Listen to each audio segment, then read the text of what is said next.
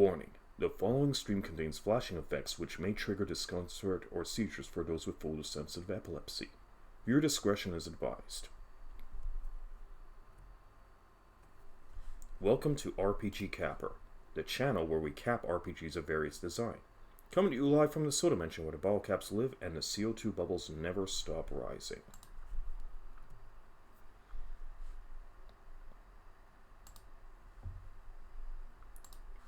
Today's game, Final Fantasy for the Nintendo Entertainment System. The cap, level 50. Our current level, 1 across 4 characters. Let's get started.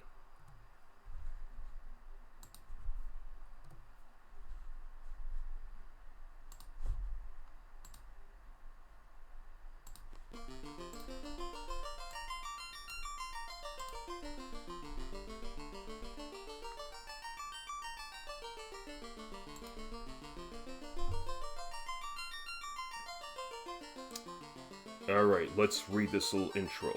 The world is veiled in darkness. The wind stops, the sea is wild, and the earth begins to rot. The people wait, their only hope, a prophecy. When the world is in darkness, 4 warriors will come.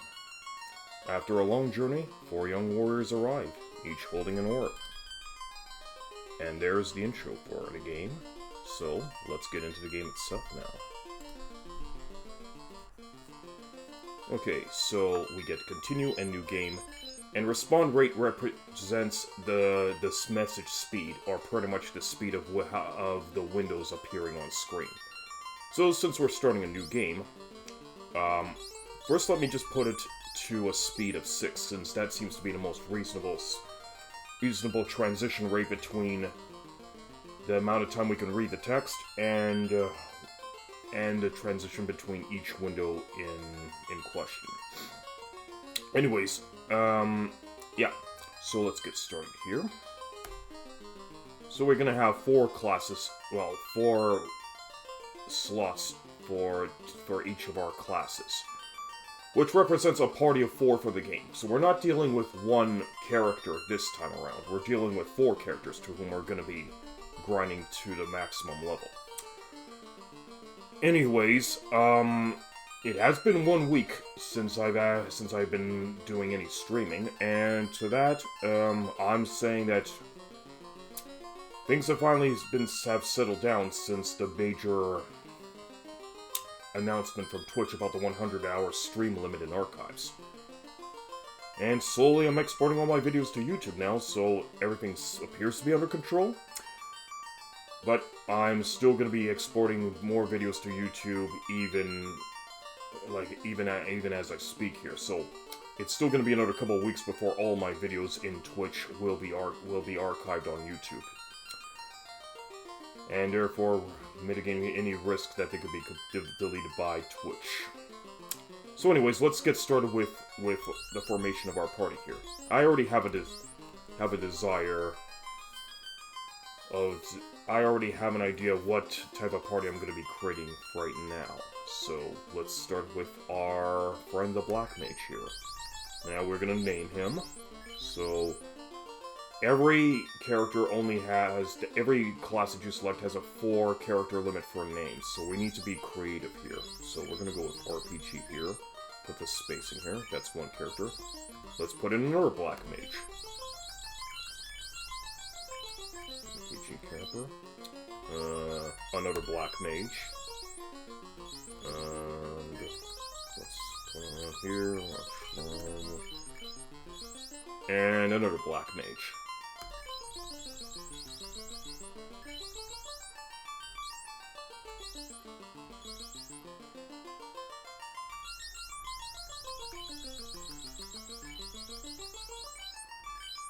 RPG CAPR Retro VTBR.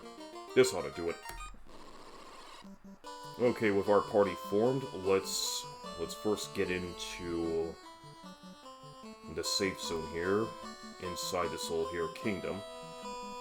Now, before we get started, let's just acknowledge a few key things here. Okay, so this is Final Fantasy for the Nintendo Entertainment System.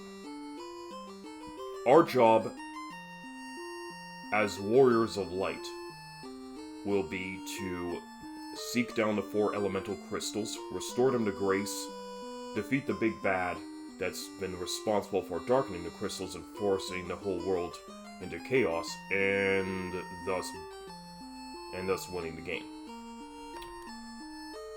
So anyways, let's just see what's going on here in this key window. Now this is the main menu screen here, which we're going to be accessing a lot throughout the game.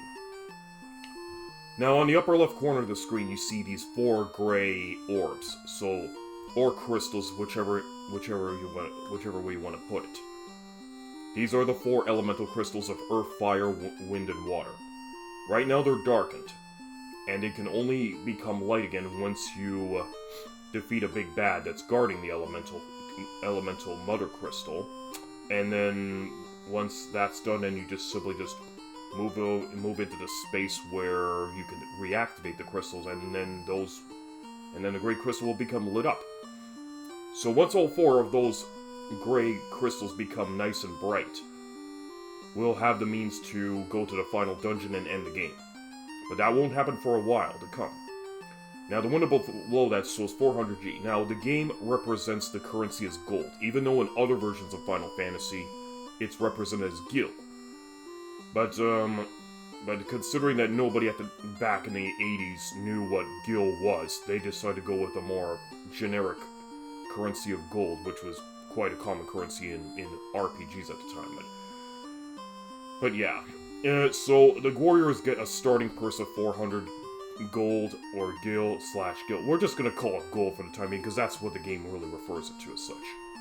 And then throughout the game, we can continue to accumulate more gold by opening treasure chests or by killing monsters in a battle encounter.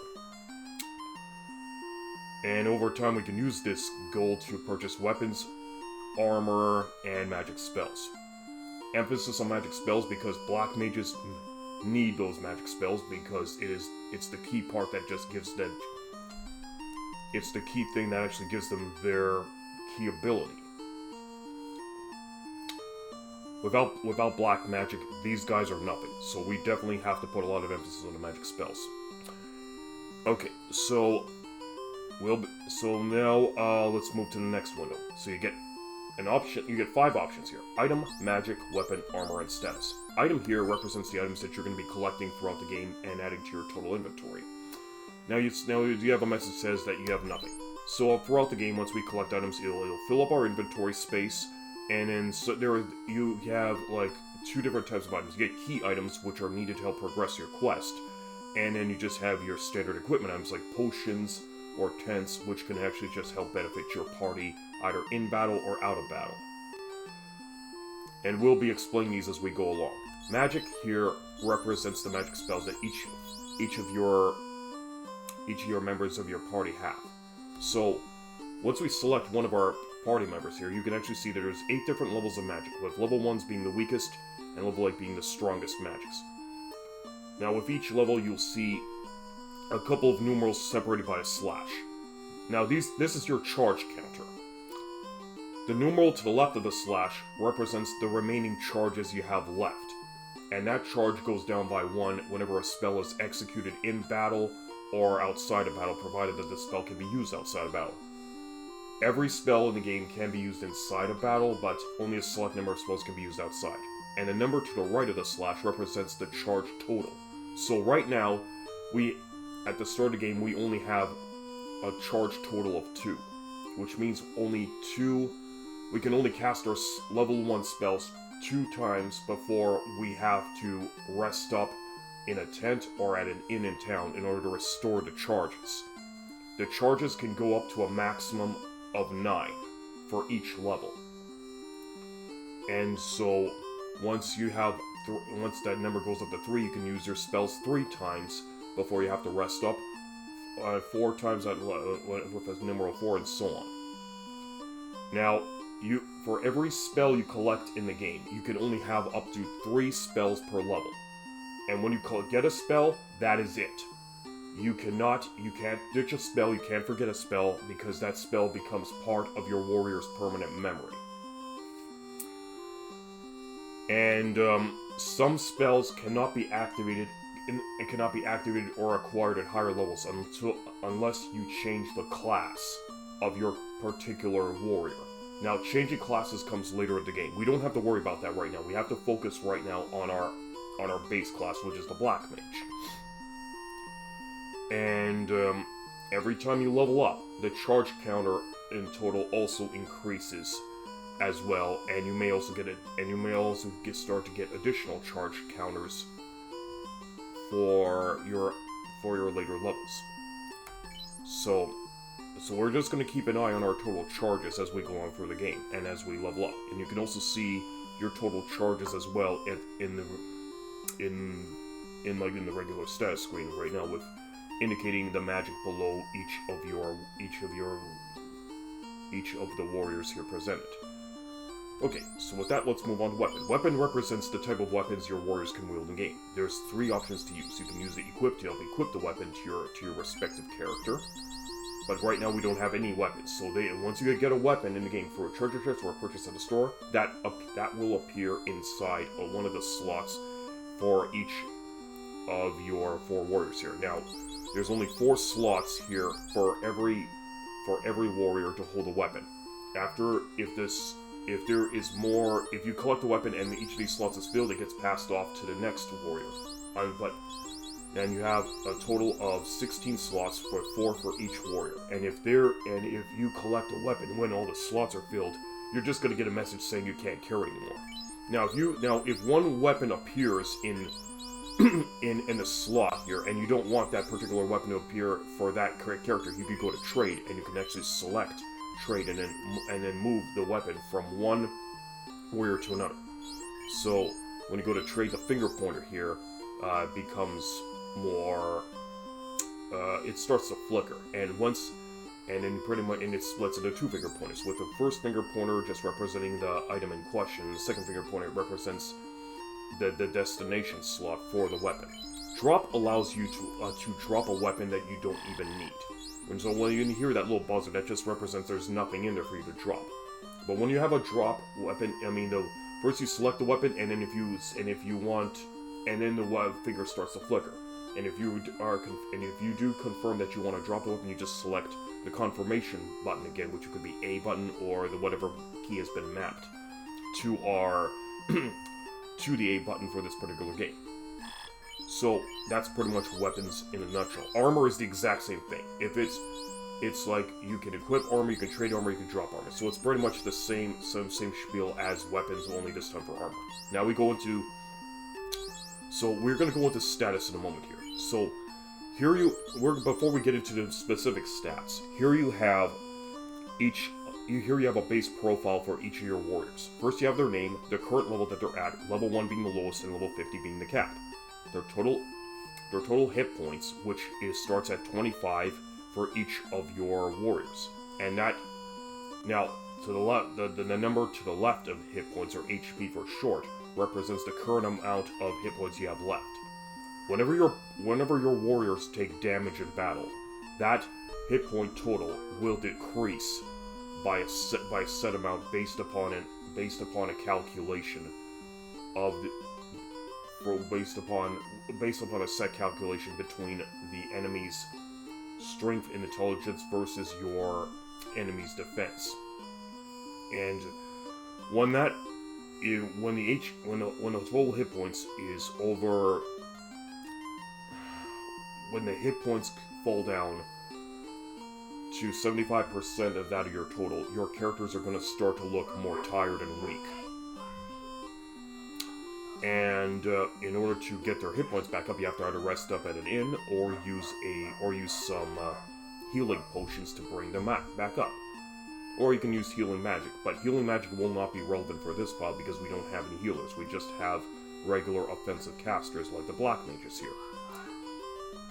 The hit points to the right of the slash represents your total hit points, and this will represent the maximum amount of points that you can raise your warriors to upon healing or upon resting up at an inn, and that total will increase significantly with each additional level.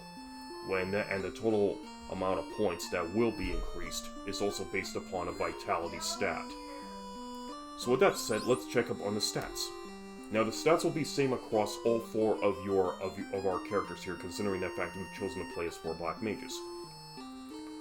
So first you have the name of the character in the upper left, their current class in the top center, and their current level on the upper right corner of the screen. The window below this represents your experience points and your level up. Now right now we don't have any experience points, but those experience points are collected every time you win a battle. So the game will let you the game will let you know how many points you collected per battle for every victory, and for level up represents the goal that you have to achieve, the point goal that you have to achieve before you can level up. So right now we need 40 points in order to level up to 2, and that goal will expand significantly as we progress through the game, just like what we saw in Dragon Warrior. Now in the bottom left, here's where you get into the nitty gritty. This is where you're gonna have every warrior will have 5 key stats that will represent their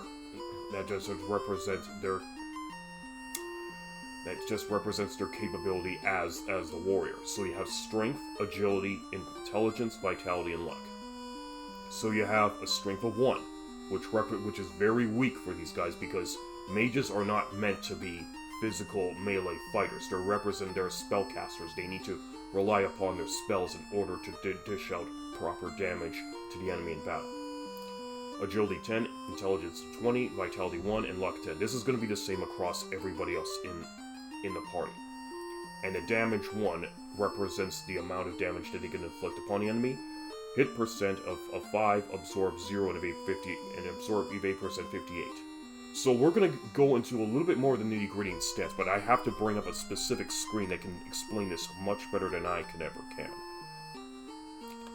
So we're going to go over here to, let's just bring this up here. So we have a Game Facts article that can give us some more information about the stats. So strength, Marcus STR. The stat will help determine your damage total when attacking, with characters gaining 1 damage for every 2 points of strength.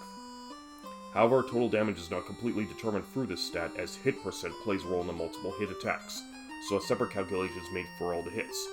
So, in this particular case,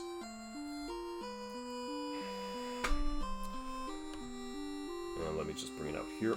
So in this particular case, damage can be stacked depending upon the amount of hits you inflict upon the enemy.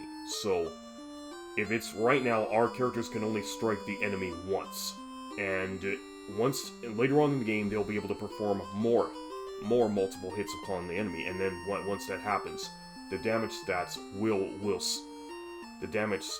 stack with the strength in order to determine overall damage total towards the enemy. Now, let me just bring up the next screen here. Oh, next step. Agility. So it's marked as AGL. This stat has the honor of helping to determine your evade percent along with the heaviness of your armor. Higher agility will help your characters to dodge incoming attacks easier. So if your characters have high agility, they will be able to evade enemy attacks and the enemies will miss them much more. But if they wear more heavier armor, that stat decreases significantly based upon armor stat, which makes your characters more highly susceptible to being hit, because remember, armor has weight. Intelligence, marked as int. For this stat, I can discern no real purpose. It does not seem to have an effect on the strength of spell power, which appears to be randomized, and characters cannot make changes mid-battle form your commands. So, no ratings and AI with this stat either. It also does not appear to have any bearing upon magical defenses such as previously. Okay, so this is... So, apparently, the stat here was meant to represent the spell strength from your mages to against the enemy. So if there is an so intelligence 20 is supposed to represent strong spell attacks that can do point damage to the enemy. But apparently, due to a bug in the game, it's going to be the damage will end up being more randomized than normal, instead of basing it upon the base stat of the intelligence. So Final Fantasy I on the Nintendo Entertainment System had a lot of bugs going for it, and this is just unfortunately one of the bugs. However, this doesn't make the game unplayable. We'll still be able to do damage towards the enemy. Anyways, back to the screen.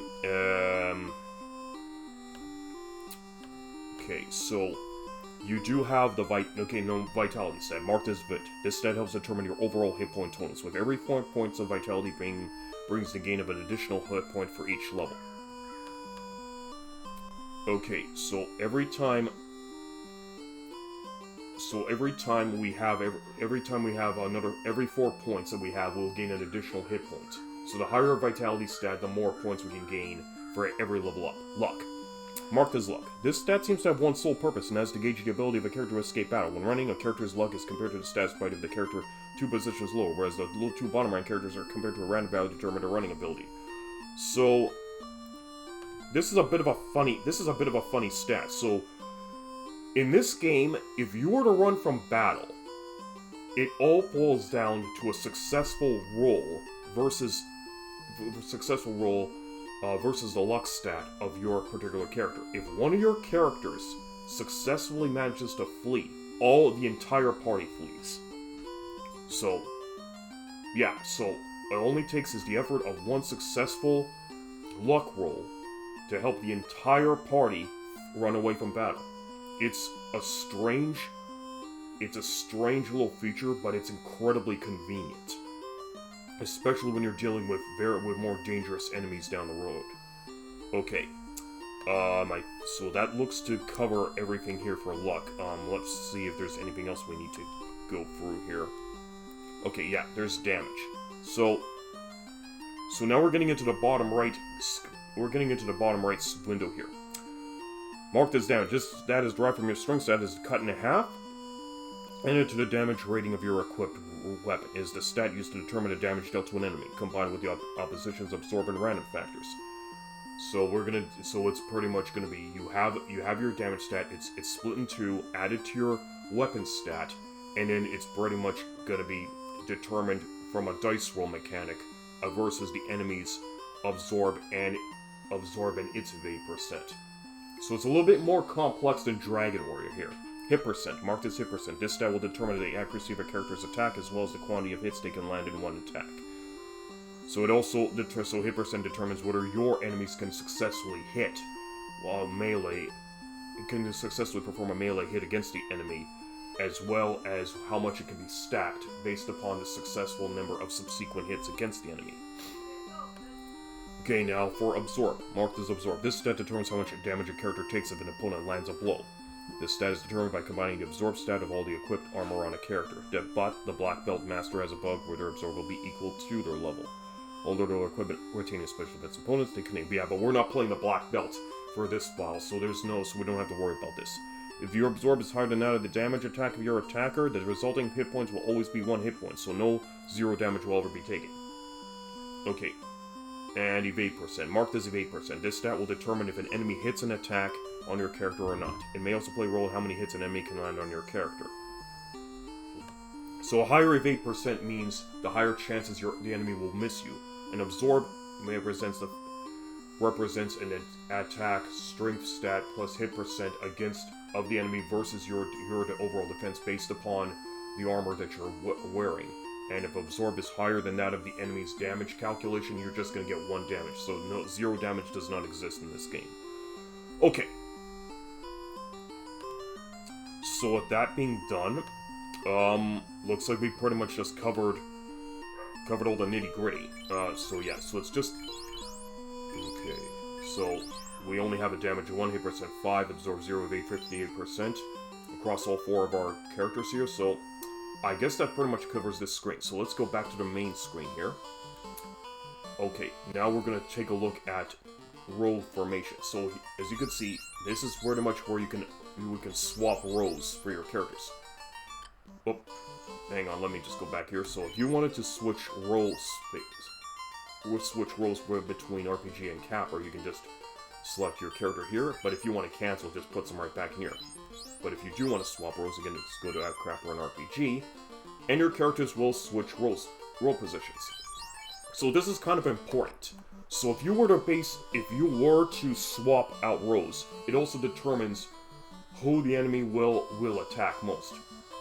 Now, the topmost character, in this case RPG, will be serving as party leader.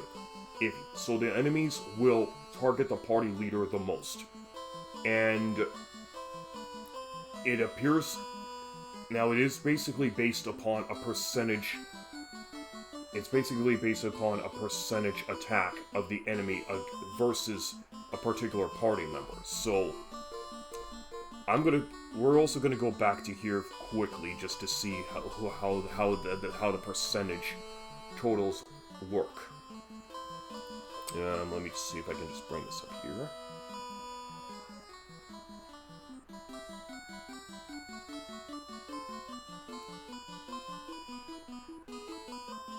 Okay. I'm not too sure if this actually covers here, but we'll see about this.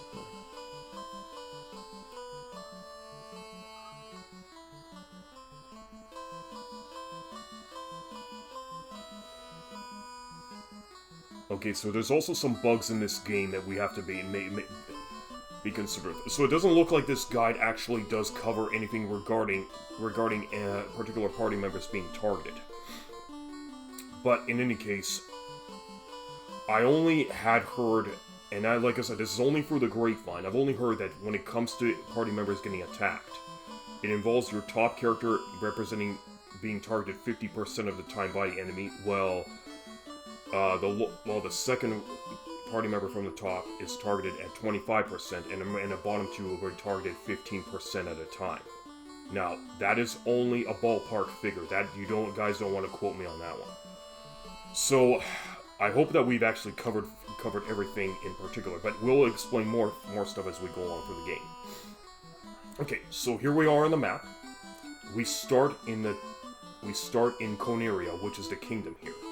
So as you can see, there's like what looks to be 6 different houses, but this all represents one town. So we go in here. It goes into town right here, but if we exit and move into this particular house, or limited house, it's the exact same thing, so we don't have to worry about this. So here's the inn where you can stop to rest of your characters and save your game.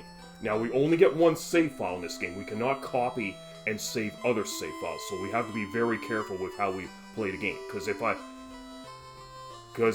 if something screws up, the entire file is screwed up, and it would have to involve me starting all over from the very beginning, which is something I do not want. So anyways, let's talk to our first character here. This is Coneria, the Dream City. So this is pretty much the name of the city, Coneria. I am Erilyn the dancer. We have a dancer here. Here's a fountain. See her face upon the clean water. How dirty. Come, wash your face. Okay, so apparently we're dirty guys, so we have to wash our face before we can go into battle. Warriors revive the power of the orbs. That gives us a mission to revive the orbs. Here's a well. This is a well. You might think that there was something to it, but in fact it's just an ordinary well, so no secrets in this here well. Here's the armor shop. We can buy equipment. Weapon store where we can buy... Well, like armor here to buy armor, weapon store to buy weapons. You know, the whole deal. Please save the princess. Okay, so we have a task to save the princess of the kingdom. Here's our first quest. Lucan left this town to join his colleagues at Crescent Lake. Lucan is the prophet that we're going to be meeting soon. Black magic shop, white magic shop. We don't need to be in this shop because we're black mages. We don't partake in black magic. We don't partake in white magic, sorry. Here's another warrior. Here's another soldier here. The king is sure that someday the light warriors will come to save the princess just as in Lucan's prophecy. Okay, so we're going to talk with all the locals here before we start doing some shopping. This heart represents a clinic, so if your characters were to die in battle, you'd have to go back here to revive them. But you have to pay a fee, because medical care in the game is privatized, so you can't get any of your characters back for free. You have to pay a fee to have them revived. Okay, please save the princess. Another person asking us to save the princess here. Let's look at this guy. My home is Provoca, beautiful port city far east of here. So Provoca is another town we're gonna have to visit soon. So that's pretty much all the townsfolk here. This kettle here represents an item shop where you can buy potions and antidotes and likes, but we're not gonna go in there just about yet. So first, let's go buy some weapons. So here we are. So in the weapon shop, you can buy gear and you can sell gear. Right now we have nothing to sell, so we're just simply gonna buy and see what we can get. Now some weapons cannot be equipped to certain classes. So for instance, the rapier cannot be used by the black mages because they are mages. They are not swords. Iron hammers cannot be equipped to black mages because it's not their proficiency. Neither is wooden nunchucks. That's for the black belt. So we can get only either a wooden staff or a small knife. So we're gonna go with the knife. We're gonna give every mage a knife for personal protection, because it's a dangerous world out there. Oh no, I don't want that. Okay, so we bought 4 knives for our mages. So we're gonna go here, and as before, first we go to equip. Put this on. You see the word, the E, and the hyphen represents that this particular weapon is now equipped to the mages. So, let's look over here. So we have damage of 6. Okay. So, when we equip a weapon, it increases the damage stat and the hit percent significantly. So let's take a look. So we have damage of 6 and hit percent 15. So, the knife gives +5 to our damage stat. And, hang on a second. 5. And it increases our hit percentage by 10. So we now have a 15% chance to strike the enemy with our weapon, which is not very good because our mages will stand to miss the enemy, especially at their current levels. But if we run out of magic charges, we have no choice but to defend ourselves with our knives. Anyways, so let's just continue equipping. So now all of our mages have now a knife to use. So now we're gonna go into the armor shop and load up on some armor gear. So here's a wooden armor and some chainmail. These are heavier pieces of armor, and mages cannot equip heavier armor because apparently they just cannot sustain the weight. So all we can do is buy 4 cloths for each of our mages. It costs 10 gold. So as you can see, so you have the name of a particular equipment and the price. You equip, and there we go.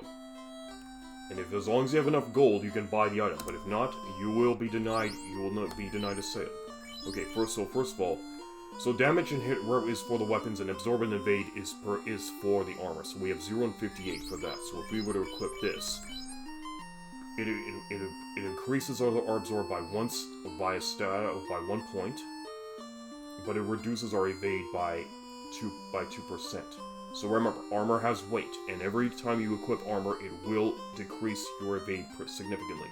But we do need protection, even if it's very minor protection. So there we go. Okay, so now we have weapons and armor equipped, so now it's time for us to go buy some magic.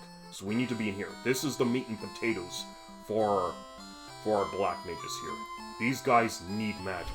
They need it in order to sustain themselves in battle. So we're gonna go to RPG. Right now all the magics here are at level 1. This is a level 1 magic store, and it costs 100 gold per spell. In this game, you have to buy your spells and then in order to learn them. Once you buy a spell, they're automatically learned upon purchase. So you don't need to really equip a spell after purchase in order to learn it. So you get fire, sleep, lock, and lit. So fire can do. So we're going to take a quick look at what each of these spells do. So we're going to go back into our guide here. Let me just bring this back up.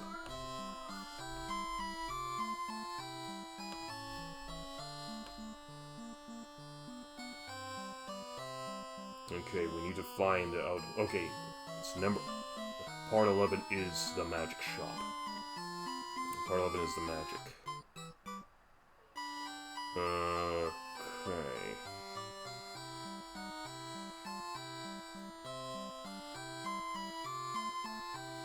Okay, so we need to go down to...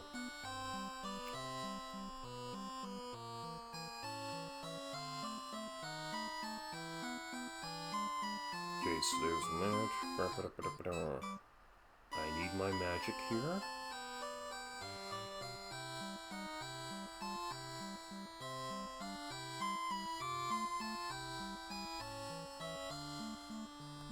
Okay, so here we are, the magic.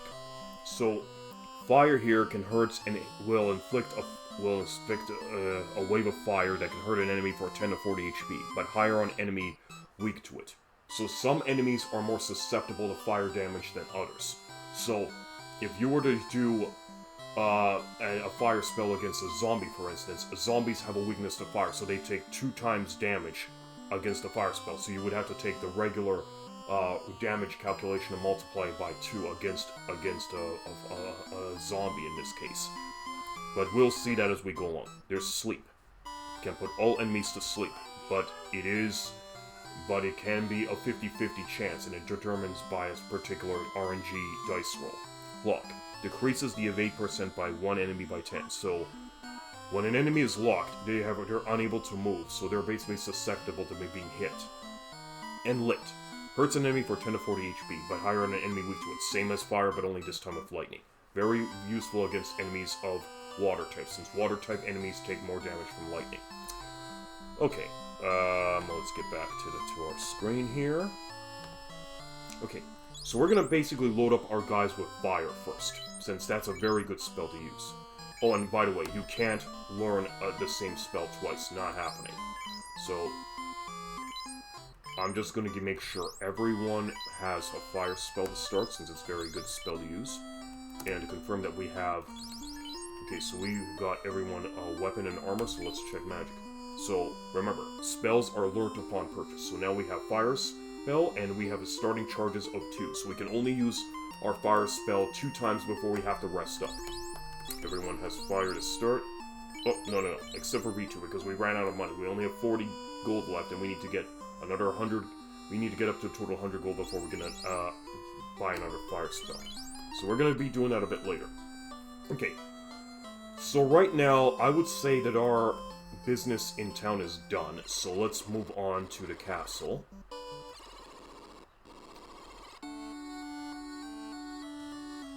So the castle is 2 stories tall, so let's move around here a bit.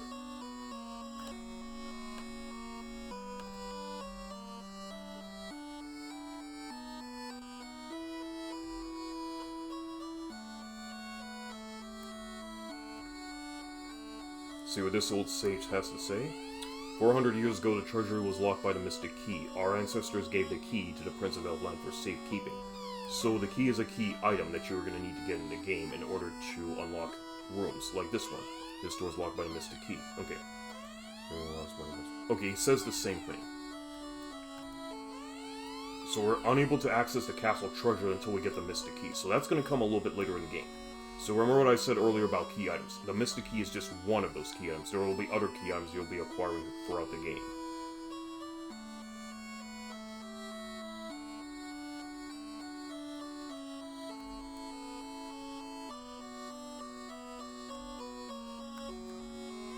The king is looking for the light warriors. You don't happen to be them, do you? Well, maybe we are, maybe we're not. This room's unlocked. Oh, my sister. She may be referring to the princess who was apparently taken. Okay, he says the same thing.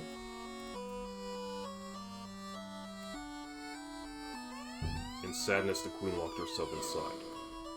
I am Jane, Queen of Corneria. Please save my daughter, Princess Sarah. Okay. So the princess is alive, but she's been taken somewhere. Okay, let's see what this maiden has to say. Please save the princess. So they're all begging me to save the princess and all that. Let's talk to this monk. Garland used to be a good knight until what? So there's something related to Garland here. Oh, and here's another thing I want to add. There's a hidden NPC over here that you can talk to. They didn't get programmed into the game entirely, but they're here. The princess was looking for you. So there you go, you have a hidden NPC character. which I did not even realize existed until a few years ago, honestly. So here's the stairs, let's go to the second floor. And there's like a north and south wing here. Nothing over here, let's see what's over here. Reports say that Garland holds the princess in a temple to the northwest. Okay, so we have some more information. So it's Garland who took the princess, holding her hostage in a temple to the northwest, which we're gonna have to go. And yeah, the king is looking for the light warriors, not having to beat them. So we have looks like we have a task ahead of us. So here's the king. Light warriors, just as in Lucan's prophecy, Garland has kidnapped the princess. Please help her. Okay, so we have our mission. Go save Princess Sarah from the evil Garland who has taken her to the temple in the northwest. There we go. So now we have been tasked with our duty. Okay, so what we're going to do is now we're going to step out. So these are different land tiles. You get grass and forest tiles, and also the occasional marsh, and you're also going to get marsh and occasional desert tile. Which also represents the different areas of the game, which also represents the different landscapes of the game, and also maybe in turn where different enemies will appear in relation to the tile that they occupy. Which isn't always the case, but is in certain instances. So we're going to move around a bit until we have our random encounter. So this is the passage, so we just cross over this, so we're gonna have to cross over this landmass to go to the temple in the northwest. So we have a forest in here, and we run into our first encounter inside the forest. So here are the first enemies we'll encounter in the game, imps. So imps do have. I'm not really gonna bother checking the stats on these guys. I actually think it would probably be a little bit too cumbersome.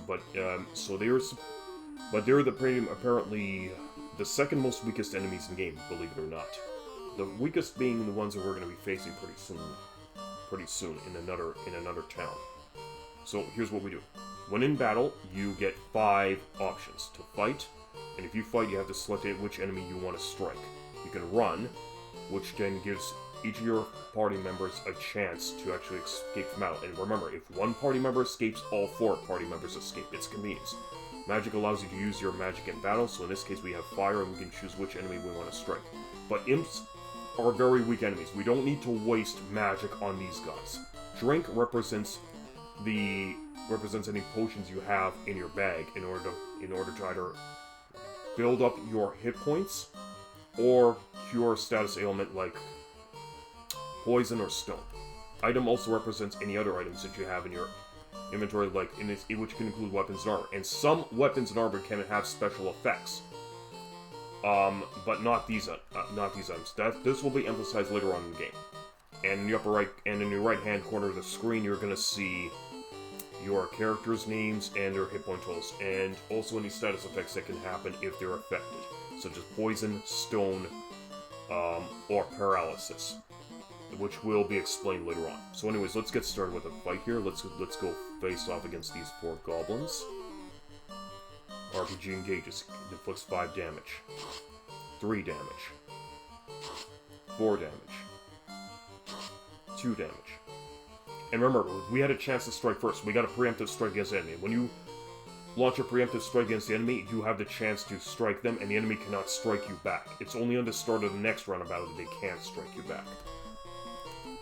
But sometimes the enemies can do a preemptive strike against you. And here we go. So they're missing me.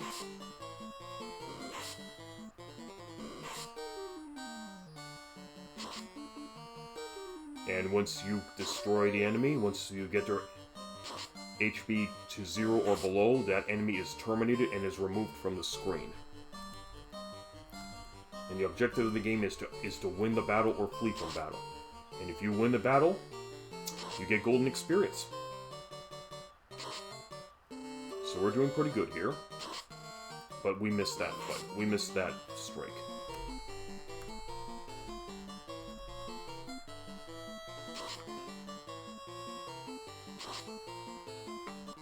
And we win our first battle. Monsters perished.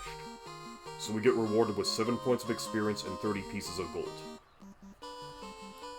So this adds 30 pieces of gold, so from 40 to up to 70. So this is how we're gonna make money in the game. Just one of the ways to make money in the game. But also, RPG, as leader of the party, took the most hits.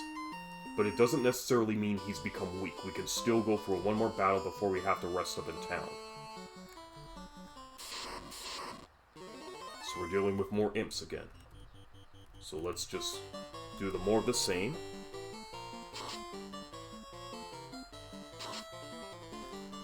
Got a good hit on that one.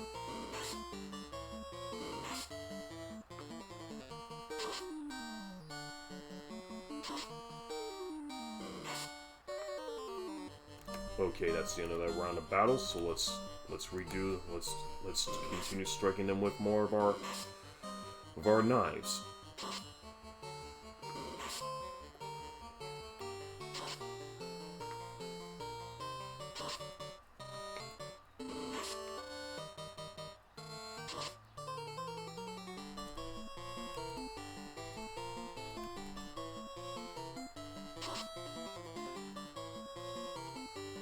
Ineffective.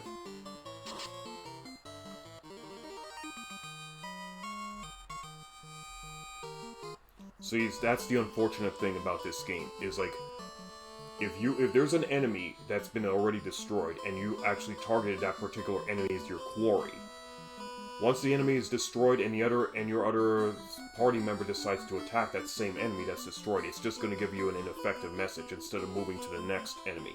So unfortunately, this game does not have auto-targeting. That doesn't come until Final Fantasy III. And it's a very unfortunate little... It's an unfortunate little piece of code in this game, which apparently the original producers kind of wanted to remain in order to force the player to strategize their attacks in battle. But it's just a major annoyance. Anyways, we've actually had a couple battles, so we need to rest up for a bit. So we do have 100 gold to buy another spell, but the welfare of our mages comes first. So it costs 30 gold to stay at the end, and when you stay at the end, it automatically saves your game to the save file. Don't forget, if you leave your game, hold reset while you turn power off, which is the same thing they said in Dragon Warrior, mainly due to the uncertainty of any save files working back in the old days of 8-bit gaming. Okay, before we leave town, I just want to draw attention to the item shop here. So if you come into the item shop, welcome. You can either buy or leave. There's no selling items in this game. You gain a heal potion, which restores hit points, pure potions, which cure poison stats, or tent, which also allows you to restore health and save on the world map. You cannot save inside a dungeon or inside a town or anything. It has to be on the world map, or if you have to, well, you can save in town, but it's only at an inn. So if we want to go to this, I'm just gonna bring the guide up a bit here. So let's just go back to the guide. Let's go back up to here. Items. We'll go to number 10.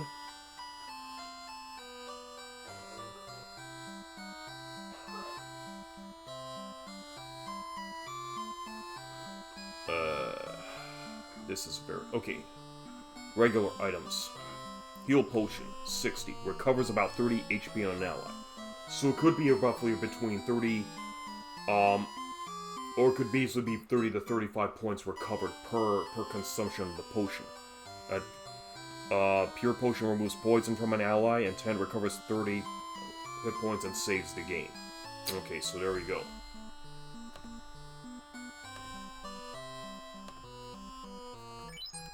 Let's exit. Oh wait, I'm probably gonna pick up at least one heal potion while we're at it.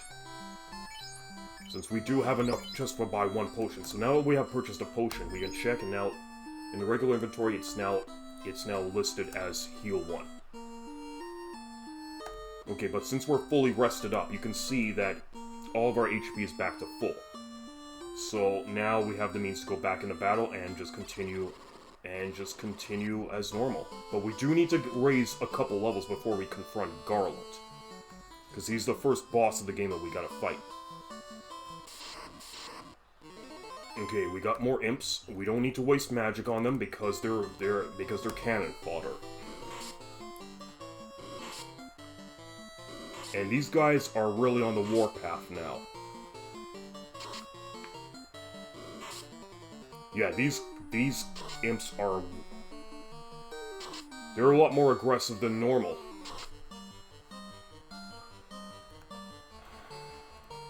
And we cannot switch roles while in battle, sadly enough.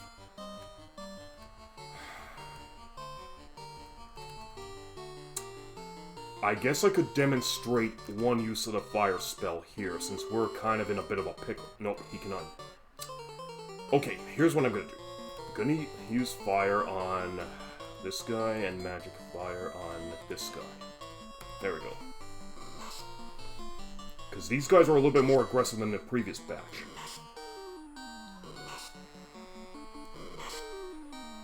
Okay, we are getting low on HP for our RPG here.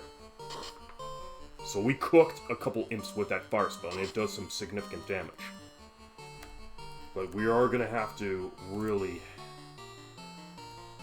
I'm gonna have to recover RPG here, because he's getting low on HP. And he's getting weak. So he drinks that, recovers his HP, and that's it. Effective.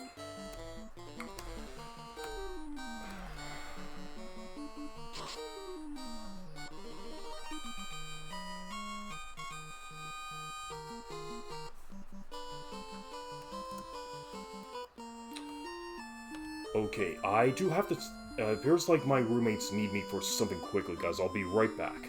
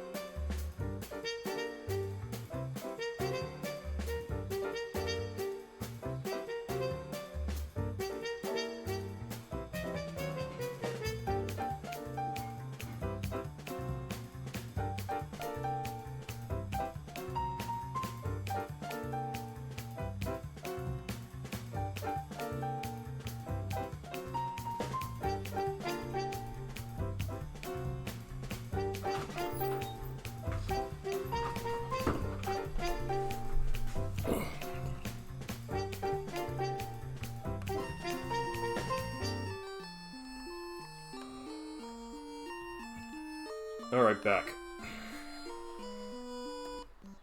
Okay, apparently, so we are pretty much... yeah, RPG, CAPR, which will be... yeah, so... considering the fact that the 4 black mages is a challenge for this game, we have to be very meticulous with how we play. I specifically chose 4 black mages for a reason. I want a good challenge. So anyways, 40.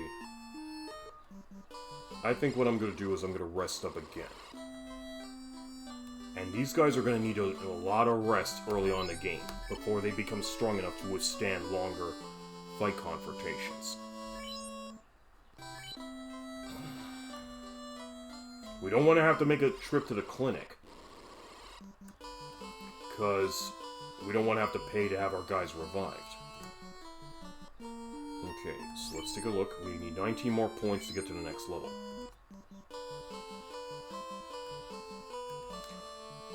Honestly, in this case, it would probably be more sufficient for me to stick around the forest area of this town in order to...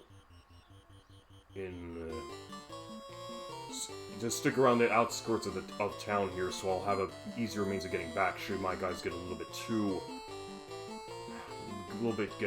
hurt in battle, to the point that they really need to rush, to the point that they absolutely need to rest up in town as soon as possible. Anyway, 2 rules. These guys are a little bit more dangerous to fight at this stage in the game, so we're just gonna focus on... using our fire spells. Okay, that's 1 wolf down. Okay, he missed me on that one.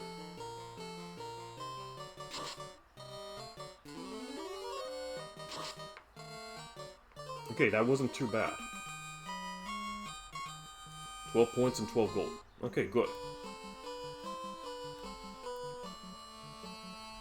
So the battles are incredibly difficult at first, but they do get significantly easier over time.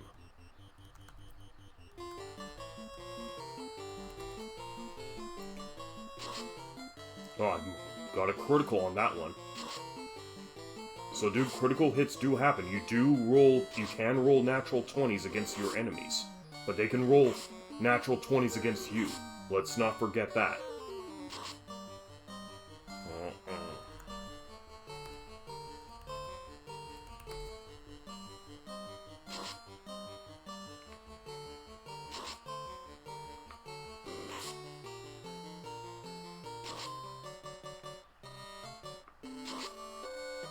Okay, this imp didn't go down, but he should definitely go down in the next round.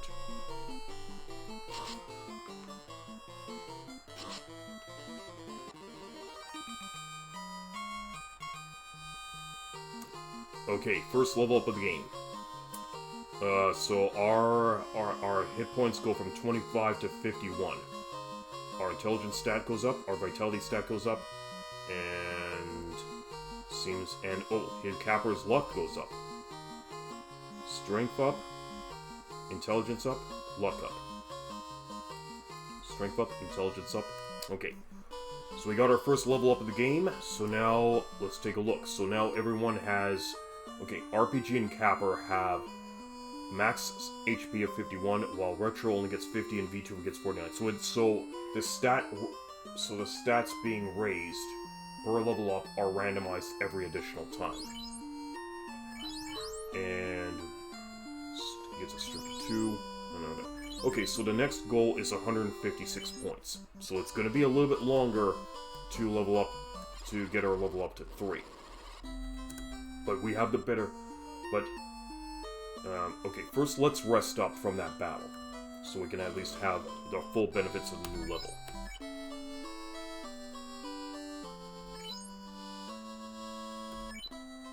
Okay, now let's take another look. So, with our new level up, we get an additional charge for level 1, and we get a new, and we have our first charge for level 2 spells. So as we level up, additional charges will be accumulated for our magic spells across our 8 levels, until it gets to a maximum of 9 charges across all 8 levels. So our guys are just a little bit stronger now, but not too much. But at least we should be able to survive a little bit longer in battle, on account of the fact that now we have 3 charges for our level 1 spells instead of 2. So, let's get right back into the action, because we do need to continue earning points.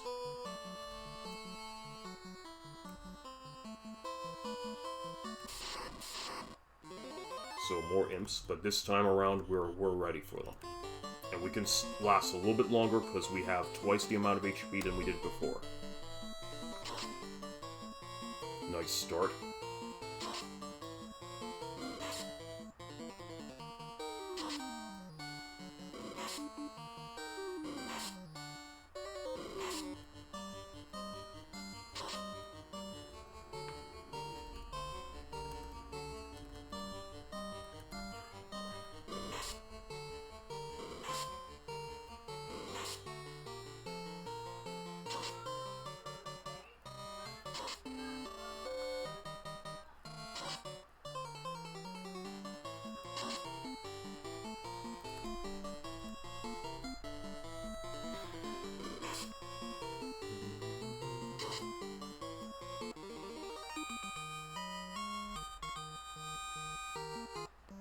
Okay, got a win on that one. Let's take a look.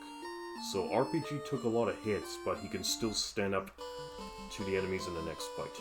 But we really want to start earning more of that gold so we can buy more magic spells to use against the enemies in battle.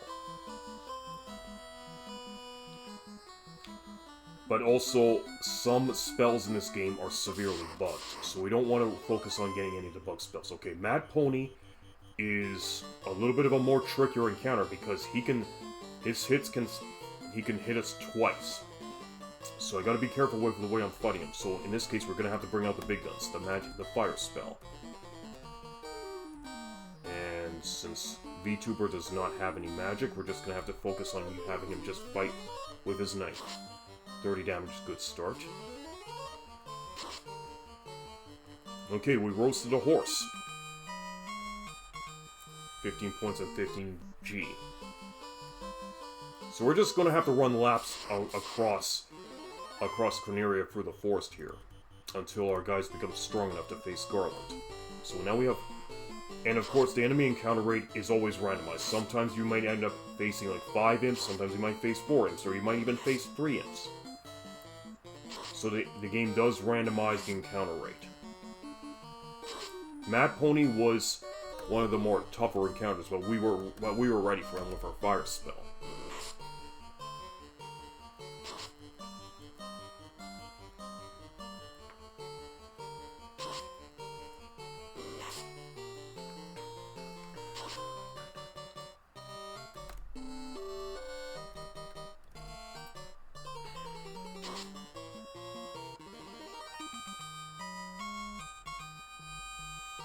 Okay, 6 points, 24 gold. Let's see how much money we have. 91 pieces of gold. Okay, we're gonna go buy ourselves another heal potion.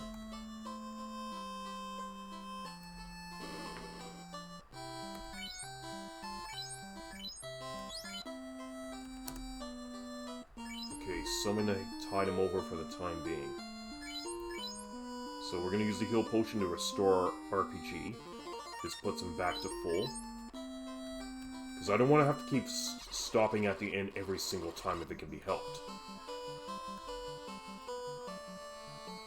But we do need to start earning a little bit more experience points because the goal is a lot more longer than before. But we also want to earn some money to build up our spell arsenal. That's the key.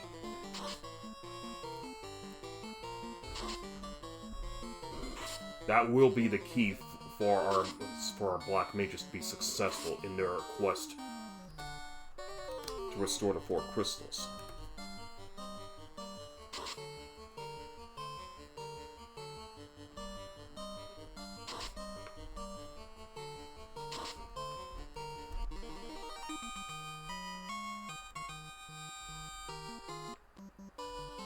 So we definitely want to pay attention right now to our total purse. We're at least getting more money than we are getting experience points. So that's what we're going to have to be focusing on for the time being. We're not going to worry about weapons and armor because we got all the weapons and armor that we need at this stage in the game. So it's just the magic spells and the potions that we need to be concentrating on at this point. Alright.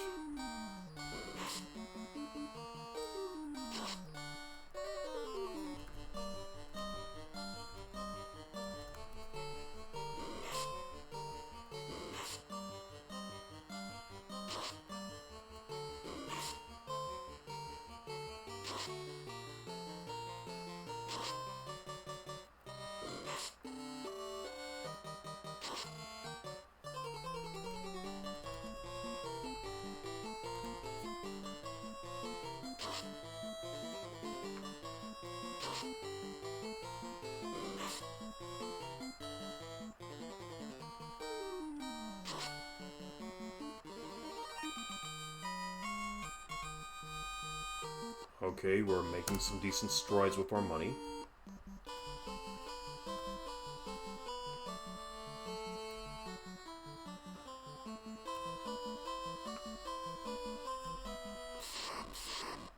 Because at some point I do need to give VTuber his fire spell.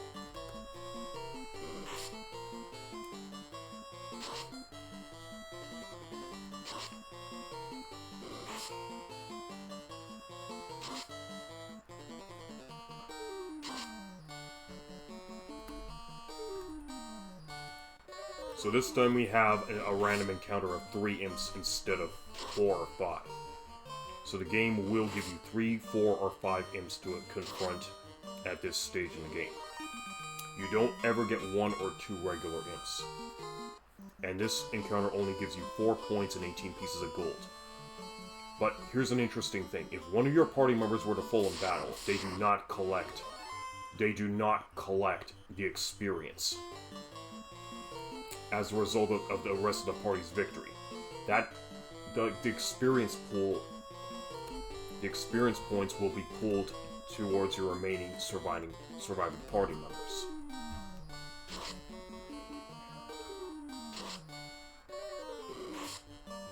So, if you want to power level one of your party members, you can pretty much have your other 3 party members killed off, and then all the experience is pulled directly to that one particular party member. But since we have to cap all 4 of our party members here, that's going to be out of the question. And honestly, all you really need to do is find good payout areas of the game in order to help level up all 4 of your party members that much faster. Later Final Fantasy games give you the option just to swap out party members and just let you face off against the enemies as 1, 2, or even 3 party members. But that comes much later in the series. Since right now there's only, there's a total of 16 Final Fantasy games as of this stream. No news of a Final Fantasy 17, and Final Fantasies 11 and 14 are MMOs. Are we going to be playing an MMO in the near future?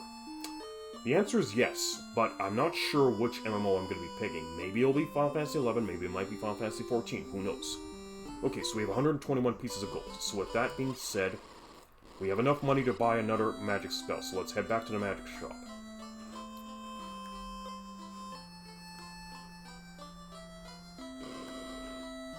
Okay, so we're going to give VTuber his fire spell now, since fire is a good magic to use. Okay. Sorry, you cannot use that spell here. Of course, some spells can be used outside of battle, some cannot. Fire cannot be used outside of a battle because you're not targeting any enemies to use it against.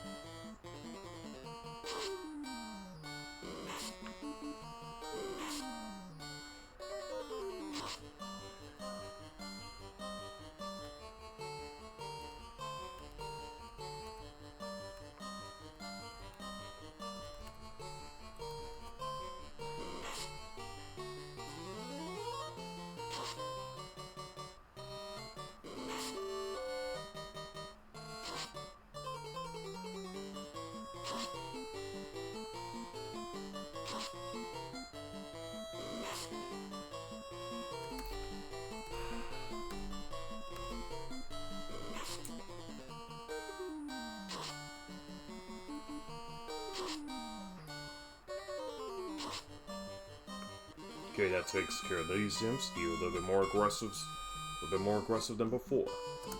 Okay.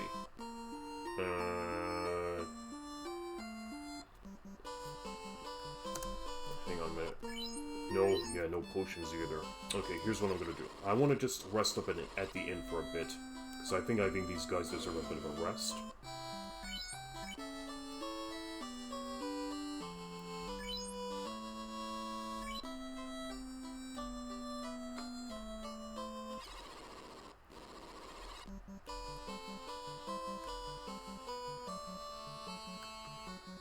Alright, let's just continue on and still build up that purse, because we do need to buy more magic.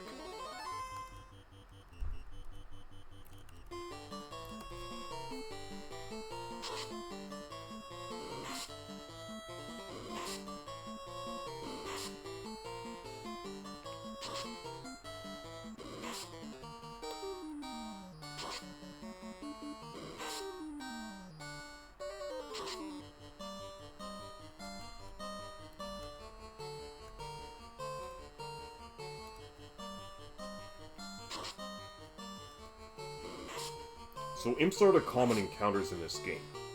But at some point we are going to be dealing with more... We're going to be dealing with more dangerous monsters. So we always need to be on our guard. And when we're anyway, since we're dealing with them as black mages, we have to be even more on our guard.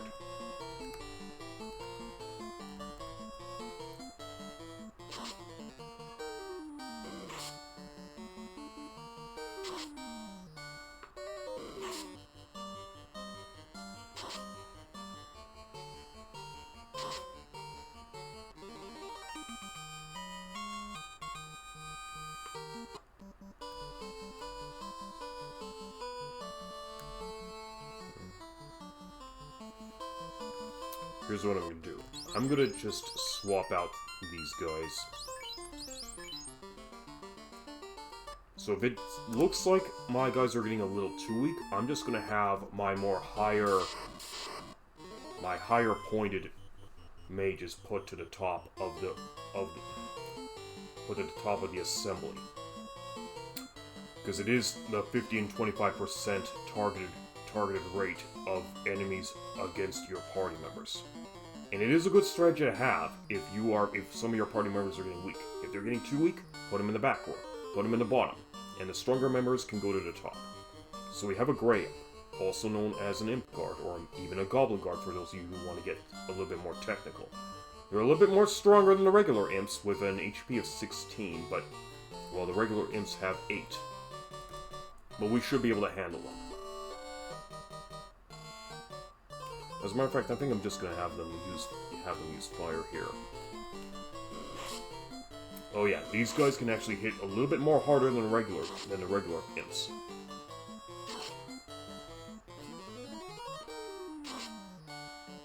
But they can't stand up to fire.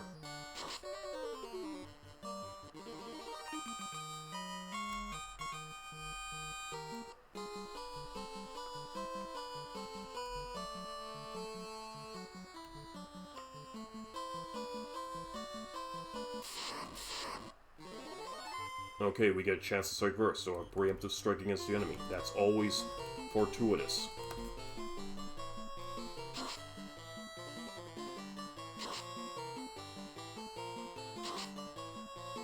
Okay, that's one imp down.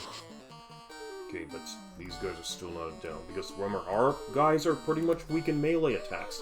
It's the magic that they excel at, but you only get a limited use of magic per limited amount of magic to use per encounter.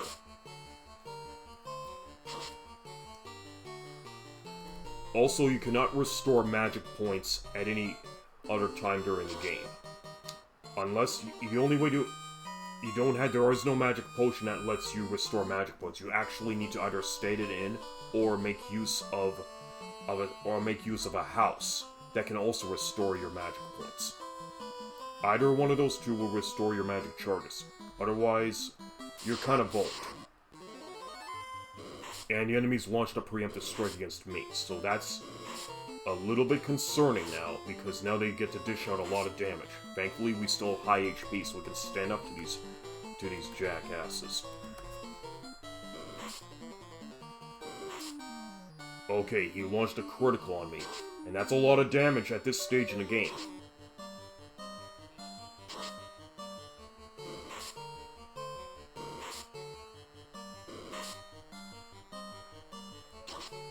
Okay, it does seem to me that I might even need to...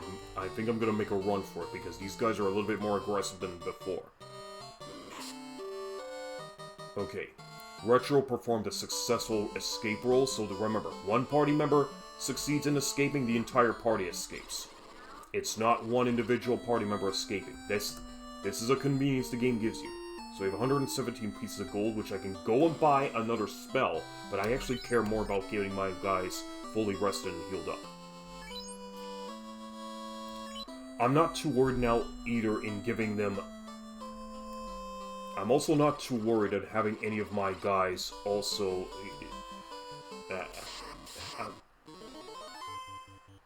also needing a heal potion at this case. I think I can still keep them going at this particular rate. I want to get enough... I want to really just fill up their level 1 spell arsenal at this stage in the game.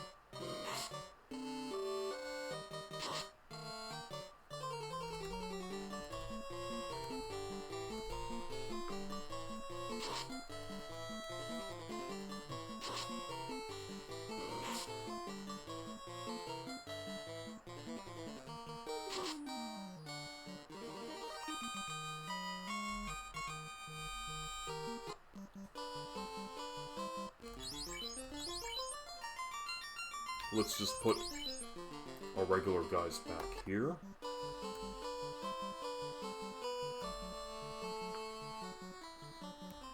And just continue earning money. 111.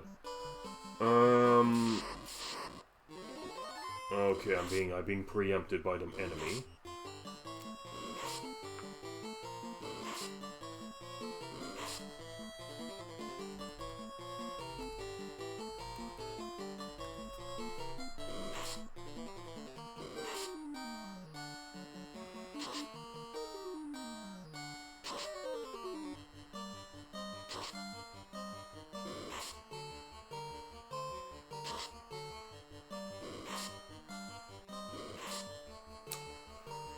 Alright, they're slaughtering me like cattle, so I have to bring out the big guns here. Because I can't keep missing the enemy like this.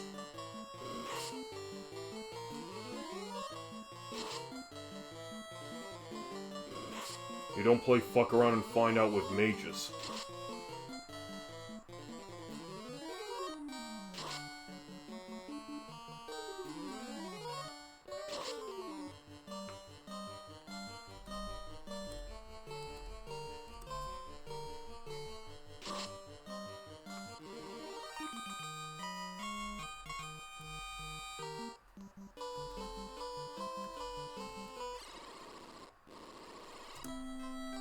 Okay, 141. So I want to go buy some more magic for... Hold on. 25 hit. Okay, here's what I'm... Yeah. No, I can still buy one more magic spell and stay at the inn. So, let's get this spell, purchase the sleep spell, which is very convenient, since it can put the entire party to sleep. Now, I'm thinking that this would have been better for me to purchase instead of fire in the first place, but you know what? What's done is done. And besides, our enemies, our warriors are still alive here, so we didn't have anyone fall in battle yet.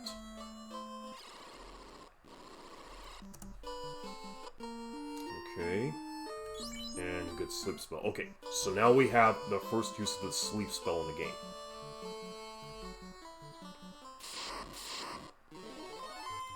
Okay, we're dealing with the Mad Ponies, so this is a dangerous enemy to deal with, so we have to bring out the big guns. Since he can hit us twice. Let's roast this horse.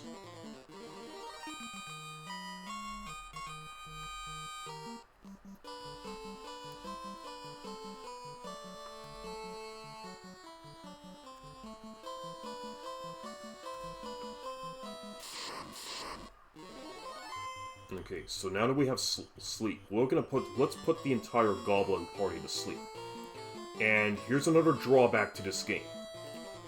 Whenever you buy any spells that are related to a particular level, they all share not only the same level slot space, but they also have to share the same amount of charges. So if you were to use fire spell one round, and the sleep spell in another round, it's gonna have to be a total of 2 charges. You cannot... Every individual spell does not get its own individual charges. The 3 spells per level slot, all have to share the same charge total. That's the drawback in the game, and this is where the game will force you to strategize more. So let's put these goblins... Well, imps, in this case, to sleep, so they cannot attack. And when the imps are asleep, they are unable to attack in a particular round. But when now sometimes the enemies can remain asleep, but they can also wake up in the same round that they've been put to sleep too. But when they do wake up, they do lose their churn per round. They do lose their churn in a particular round.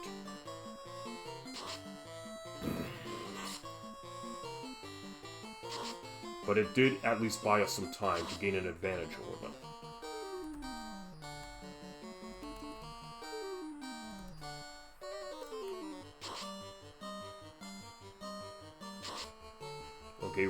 natural 20 on that one.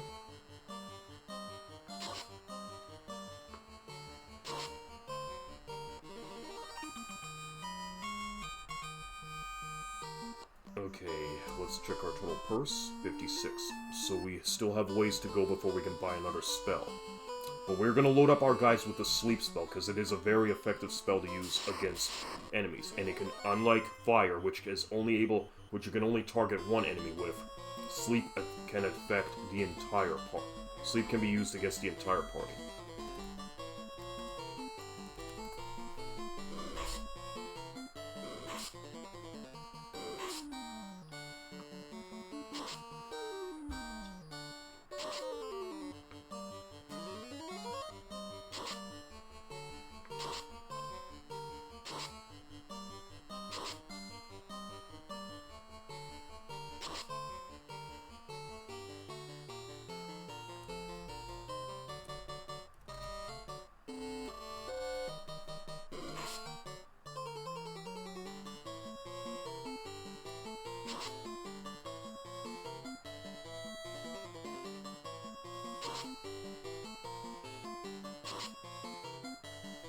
Okay, that did not fall them, so let's keep at it.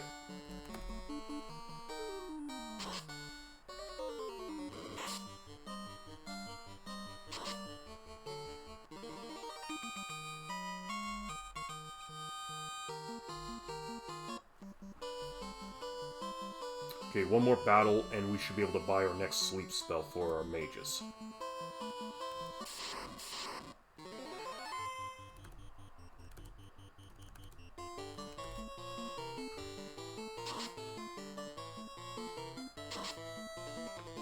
Okay, natural 20 that in.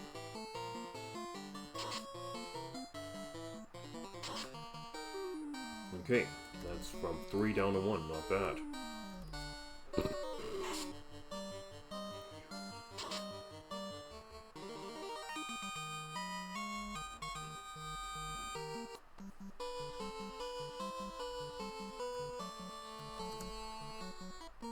$104. I want at least a little bit more money. 19 damage. That's dangerous, since he was able to preempt me. So after I buy next spell, I do want to stop at the inn. Oh, see that? That's why this Mad Pony's very dangerous. It can stack its hits by hitting me twice.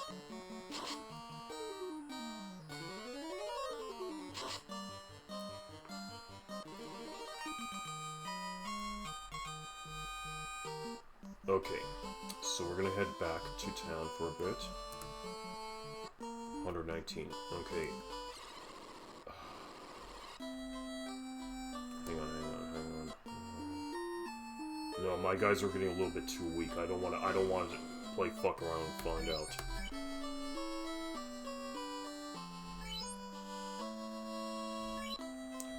Had a hard day's battle, so let's rest up and get back into the action.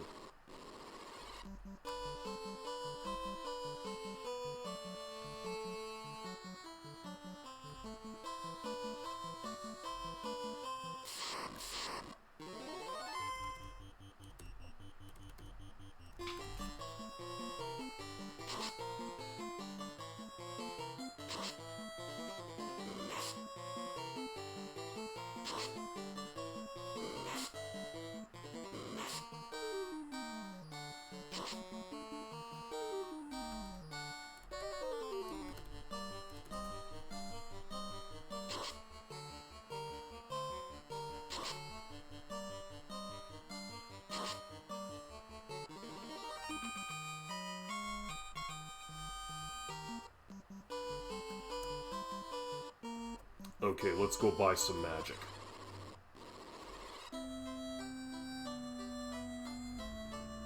So we should have enough for another sleep spell for our black mage here.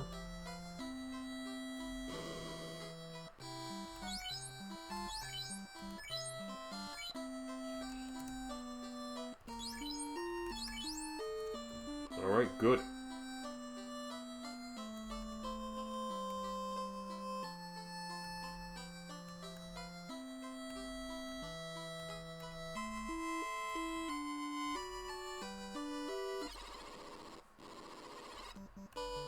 Alright, back out we go.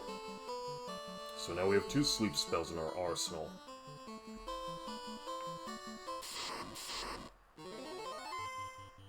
Okay. I don't need to cast Sleep Spell in this turn because it's a preemptive strike, since the enemies will lose a churn. So I'm gonna see how many of these imps I can take out. Okay, I only got 1 imp, but you know, I'm not a little bit too worried, because as long as it's not above 4, as long as the party of enemies is not above 4, I can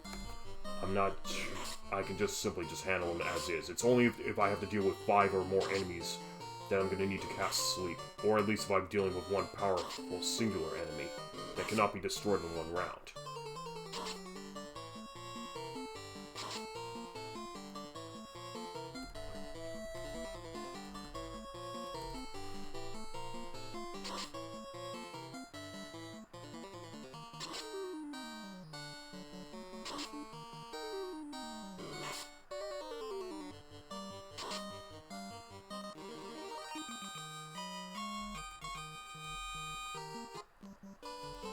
I wanted to see how much more I have to... Okay, 3 more points to the next level. So next battle will finally be leveled up. And our guys will be just a little bit more stronger. Okay, I got preempted by the imps. But you know what? This is delaying the inevitable. This is delaying the inevitable. It's still my victory.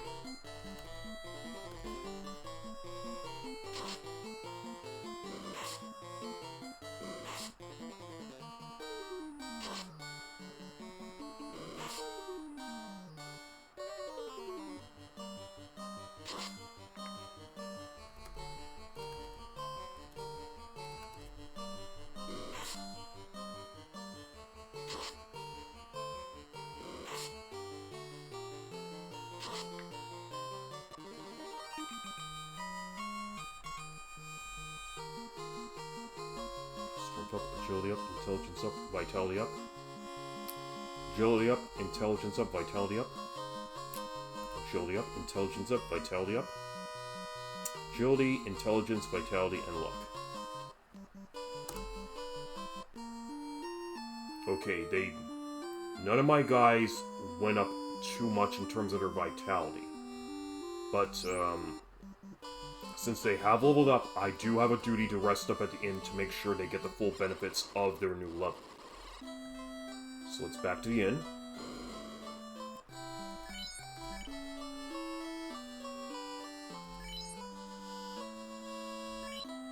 Alright. So let's see what they get this time. So no new additional charges for level 1, but they get an additional charge for level 2.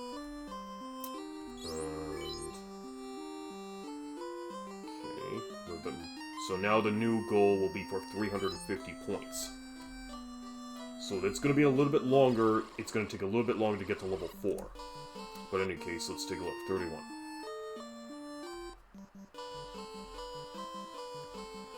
But at least I get more use of the sleep spell than ever before.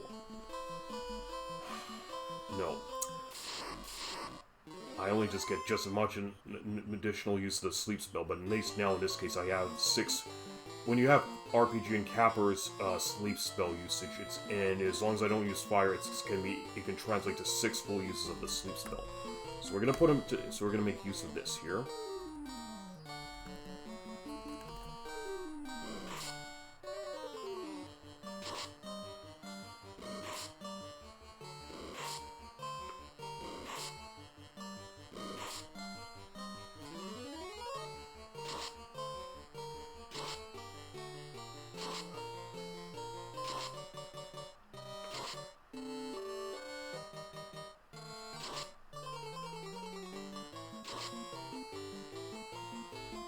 Okay, so that's good, that's good.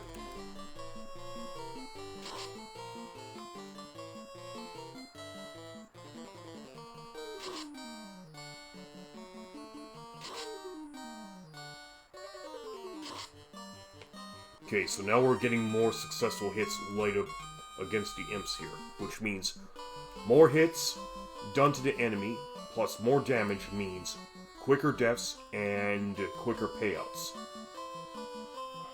So that means we should be able to raise up enough money to help fill up our spell arsenal in no time.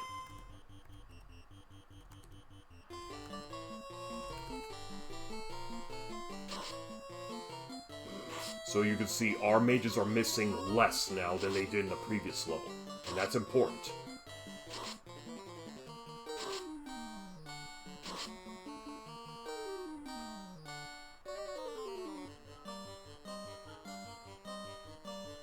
So they wake up, but they miss a turn.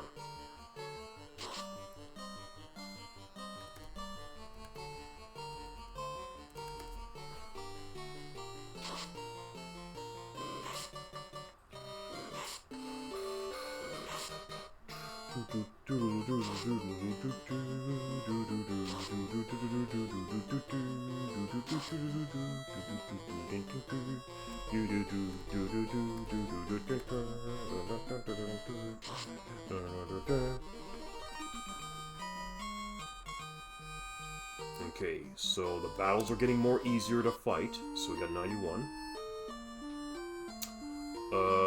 Let's take a quick look. So they can do 70% of a hit, plus a damage of 7. Their strength is still pretty woefully weak. Their evade went up by 1%, so that's good. But the important thing is that they're able to successfully hit the enemy more and actually dish out just a little bit more damage, so they wouldn't have to continue hitting the same enemy in the next successive round. Okay, so it's still, since imps have an HP of 8, we're not able to successfully OHKO them just about yet, but we're getting there. But I still need money to buy some more of those sleep spells.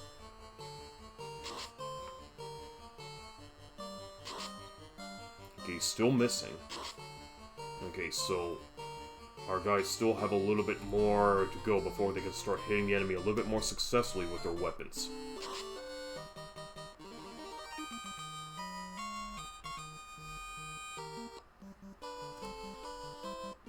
$109. You know what? Let's go buy another magic spell. I'm up. I feel right up to it. So let's give our next mage his sleep spell.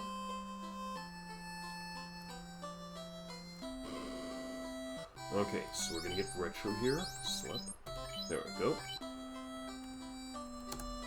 Okay, so retro has a sleep spell and he's good to go.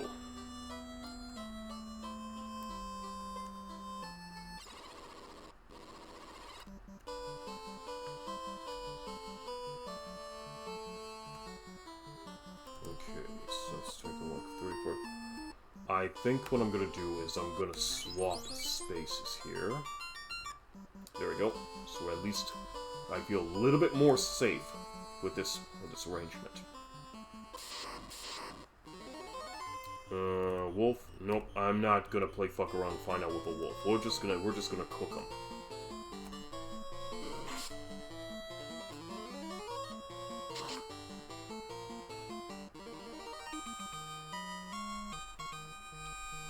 Okay, he was only worth 6 points and 6 gold across all 4 party members. Here's a marsh. Now, if I were to move up a little bit further, here's the temple in Fiends in question, where we're supposed to go in order to confront our first boss. But I'm not too worried about that just yet. I still want to make sure we have a full arsenal of sleep spells. So RPG has no more charge counter, so we can't cast any more spells. So it's up to the rest of my gang to do their respective casting.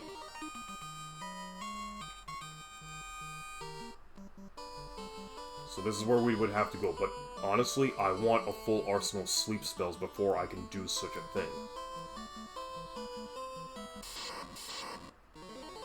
So we only get 3 imps in this here marshland. Okay, that's a little bit more like it.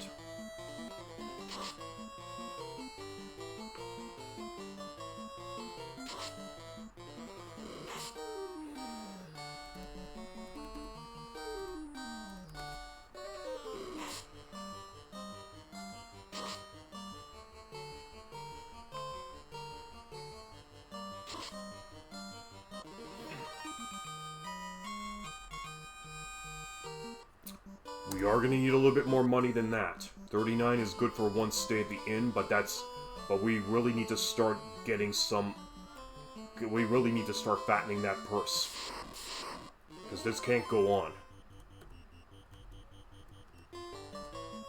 Okay, see, when you don't have any charge, you just get told nothing, and that's it. So you're gonna have to now have the rest of your party members make use of their fire spells to help make up for the loss. Okay, that's a big hit.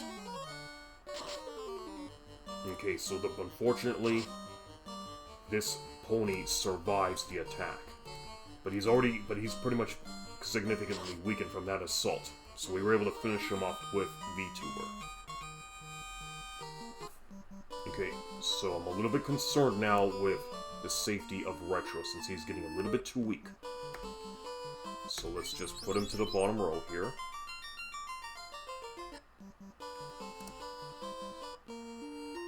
That ought to do it.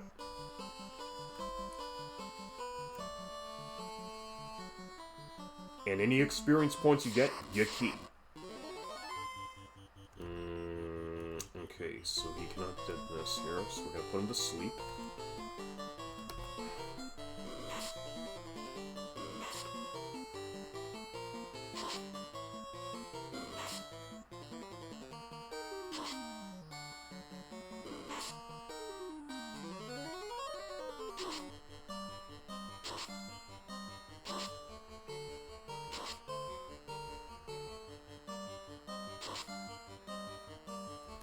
Okay, what? I did not want that. Let's go this way.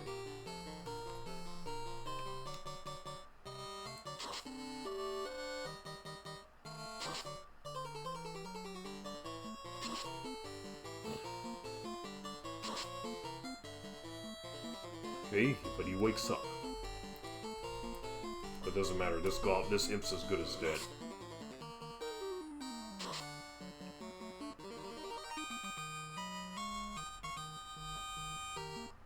Alright, 7 points at 30 gold.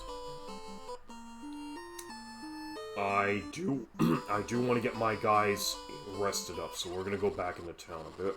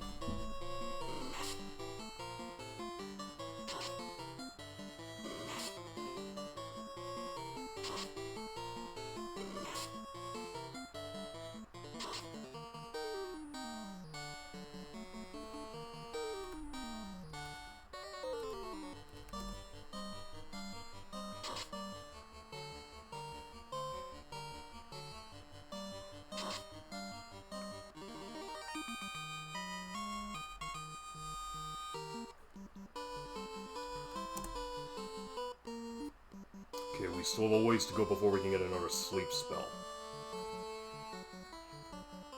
So I can go move a little bit over here, but where the encounters might get a little bit more perilous. And they have. So we have 6 imps now instead of 5. And we got preempted. Fortunately, I played fuck around and fight out, and this is what happens. And he only has the fire spell. No, you know what? Here's what I want to do. I want to go have him do this, and then cast him fire, and there. That's right, you keep missing me.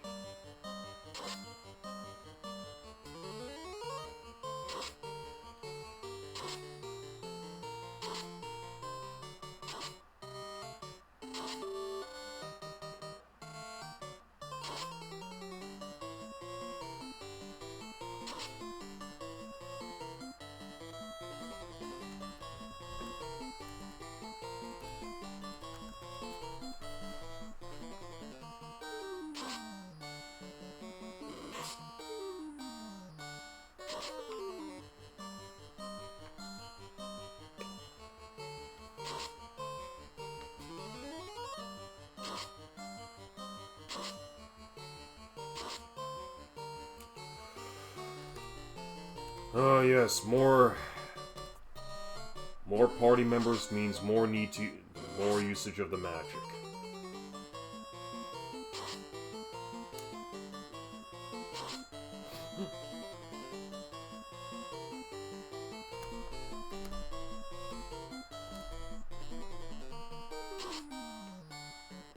Okay, let's hope the rewards are better.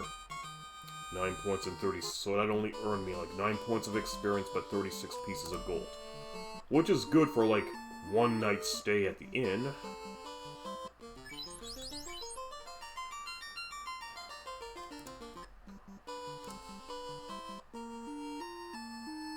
Okay, I'll have to keep VTBR to the back row because he's a little bit weak right now from that encounter.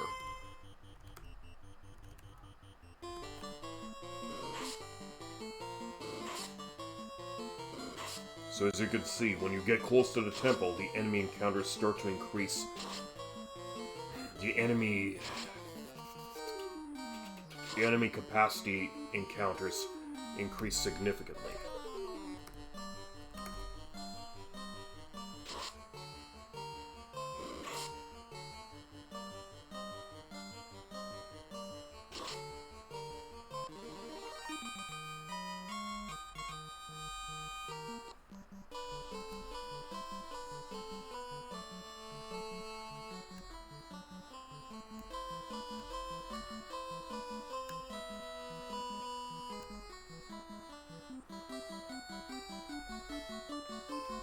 See if there's anything over here.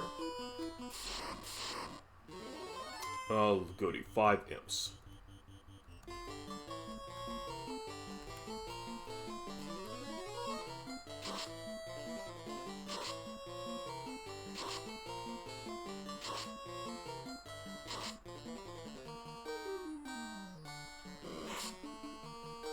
And they hit me for 13.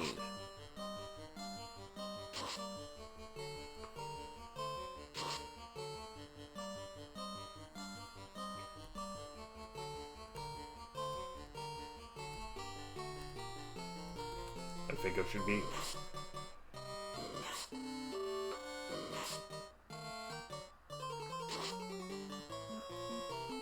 Sometimes those rolls will come out of left field, man. And a character of a member of your party that gets targeted, the least may end up getting targeted the most. Welcome to the wonderful world of RPGs.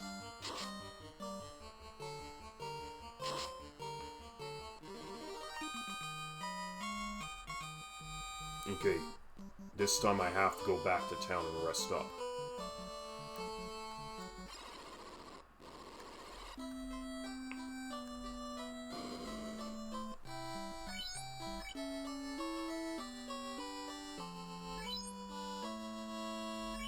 But at least I have enough money now to go buy another magic spell, so that's the good takeaway from this.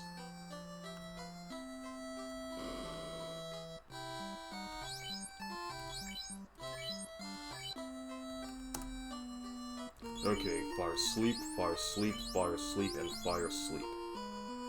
Okay, so that's done. There's enough room for one more magic spell. But I also need to start stocking up on healing potions as well. We don't have any healers in our party because these are all black mages. They're nothing more than offensive casters.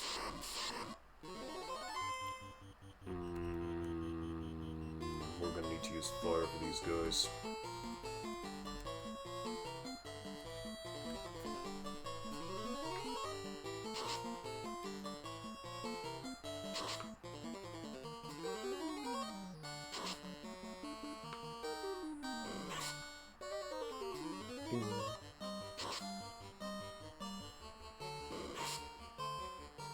Okay, don't want to waste charges, so that's done for this battle, so we're going to just deal with these guys for the rest.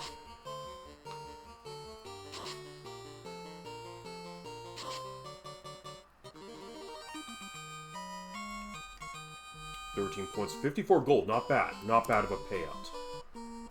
If this continues, I can pretty much fill up all my spell slots and have enough to purchase a few potions. I'm actually just looking at purchasing at least 5 heal potions before we encounter Garland.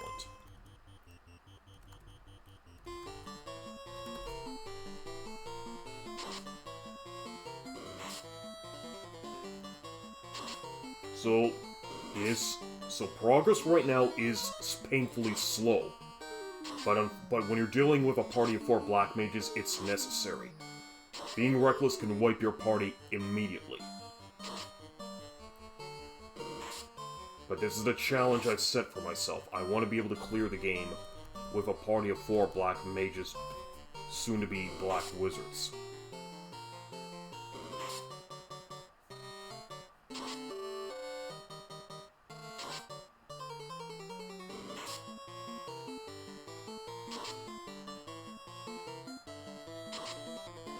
Roll a critical on that one.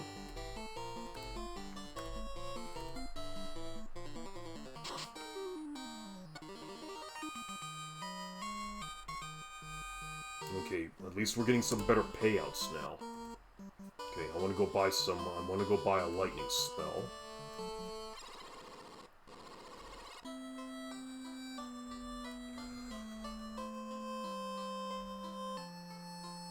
Even though this spell is not really going to be needed for a little bit, but it doesn't hurt to have it on hand. Okay, so now his entire spell inventory for level 1 is full. So we cannot get any more level 1 spells, that's it. I'm not going to bother with Lock, because I've heard that Lock is a bugged spell in this game. It does not decrease the enemy's evade as much as it's supposed to be. So we're just going to focus on the spells that are not bugged.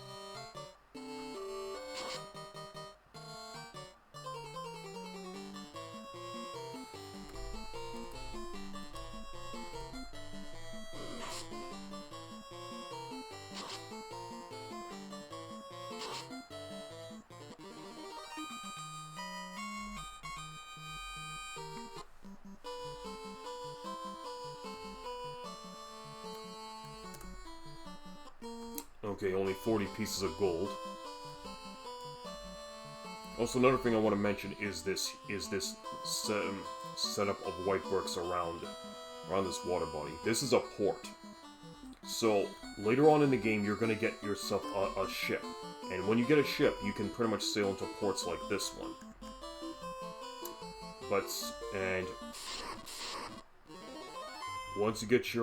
Once you're able to sail into ports, I mean, you will be able to move around the map a little bit more easier, but just only enough.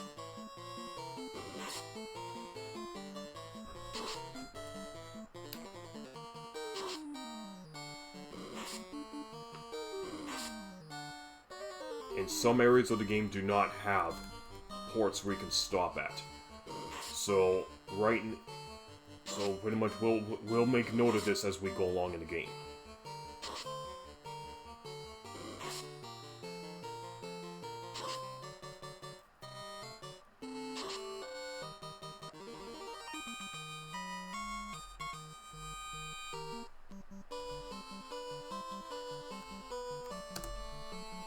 Okay, so more or less I am going to need to start facing off against Garland soon enough.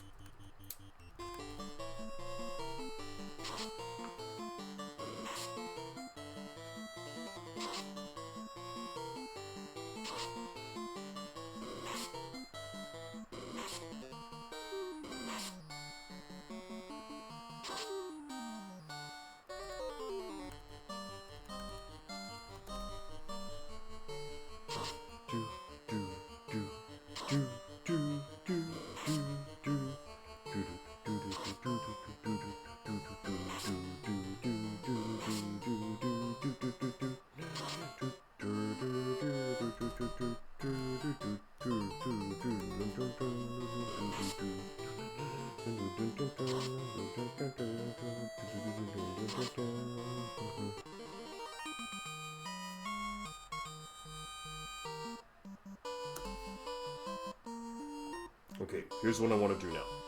I want to go buy myself a potion. Some healing potions. And we need to have a little bit of healing potions stocked up. So I'll be at least have a decent amount. So at least we'll have an emergency healing supply when we go face the first boss. So we're just going to stock up on these healing potions for now. Lightning can wait a little bit later. Unless I get enough money to go buy one. But right now, lightning doesn't appear to be relevant at this stage in the game. It's basically fire that we need. But we definitely will need to collect the lightning spells for the rest of our party members at some point in the game. So I want to stock up on getting some healing potions, then head off to the temple.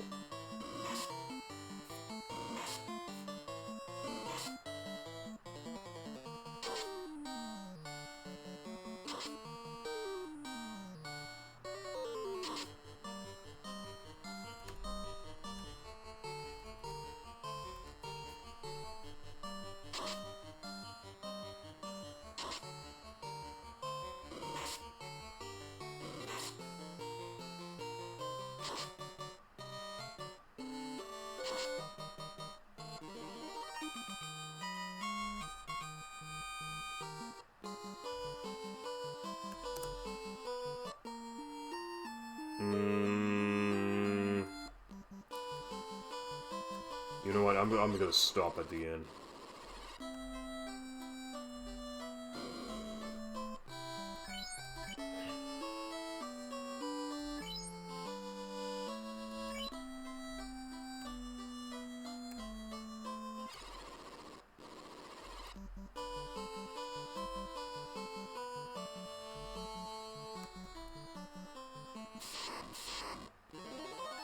Okay, at least we get some better enemies to fight. So 2 wolves instead of 1.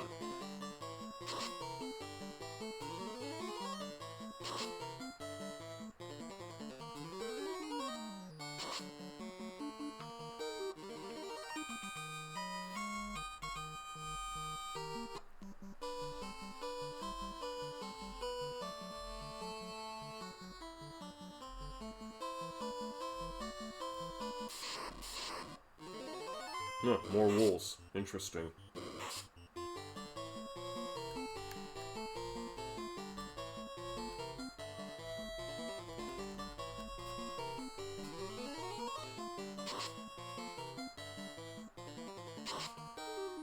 Okay, that's 1 wolf. Missed that one.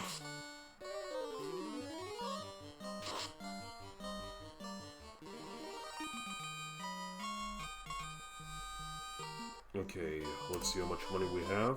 46. Needs 60 pieces of gold in order to buy another potion. Let's see if I can get some better payouts over here. Okay, new enemy, the Bone. But these guys are weak, they only have 10 HP on them.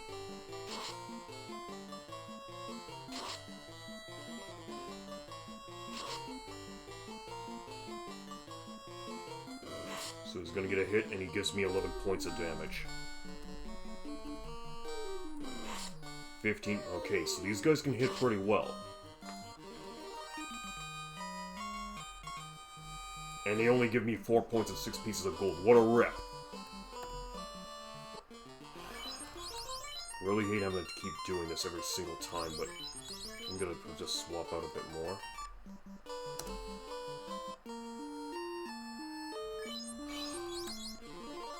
And I actually had to use up a freaking potion just to survive in a counter against those bones. What a complete and total rip. So I'm still not ready yet to go into the temple, apparently.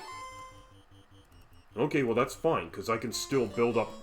I can still purchase more magic spells for the time being.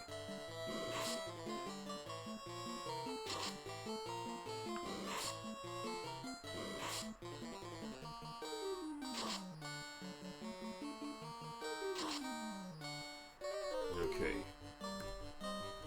Let's just keep at this.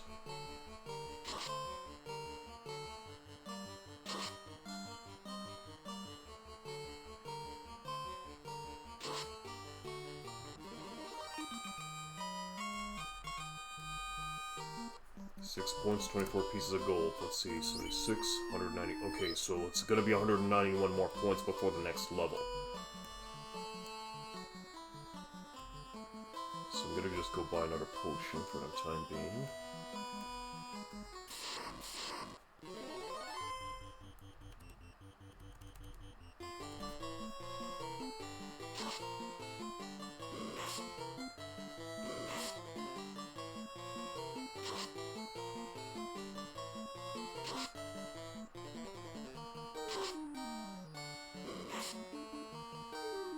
Oh, lovely. Now they hit me again for a...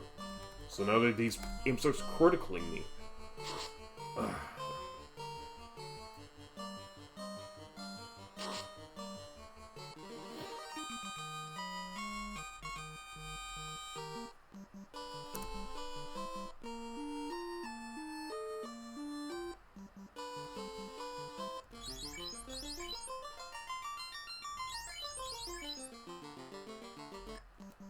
Okay, let's take a look.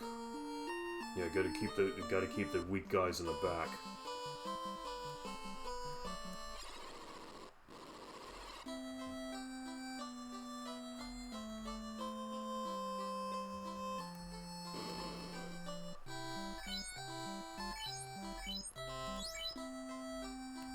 Okay, so I bought another heal potion. I have just enough to save at the end.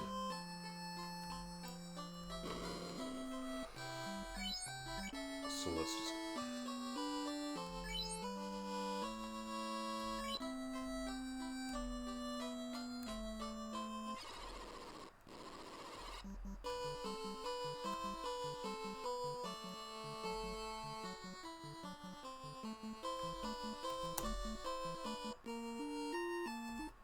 Okay, so I'm definitely gonna need some more money now, because I gotta really stock up on those heal potions.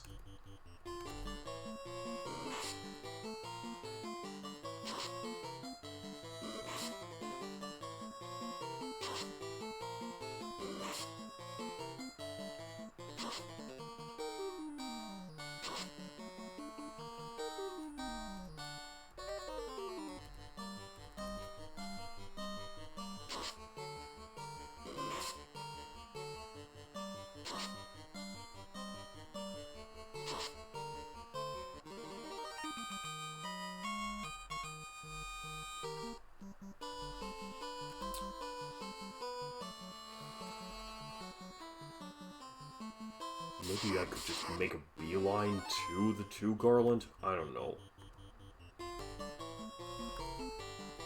I guess making a beeline to Garland would be more preferable at this point, because it is taking an awful long time for me to build up the money that I need to get those heal potions. And my imps are not striking the enemies down as fast as I expected it to. Decisions.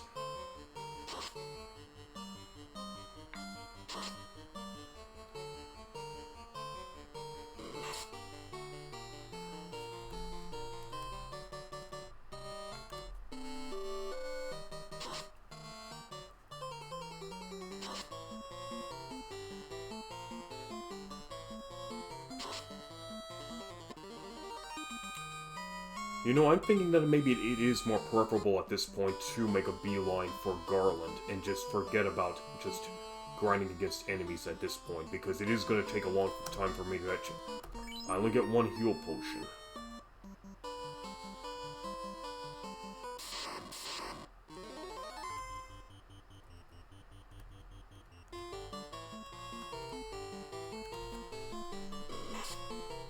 Honestly tough to say, man.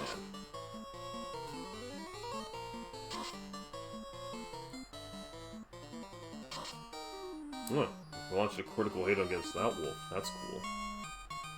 12 points, 12 gold. Alright. You know what? I honestly feel like I need to make a beat. Crap! Okay, so we do have to deal with these guys now. Okay, you know what? I'm gonna use Fire Spell and just take out these guys.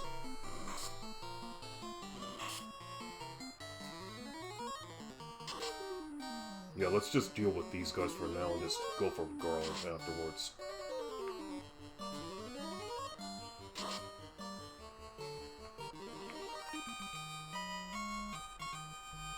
15 points. Okay, that's good. Okay, so here's the first dungeon in the game, the Temple of Fiends, or the Chaos Shrine, depending upon how you want to word it. We're not going to bother exploring the shrine, we're just going to go straight for the boss. We're going to explore the shrine afterwards. So here's the first boss of the game, Garland. Do I have to... No, my guys are not... Okay, I'm probably going to have to rearrange these guys carefully.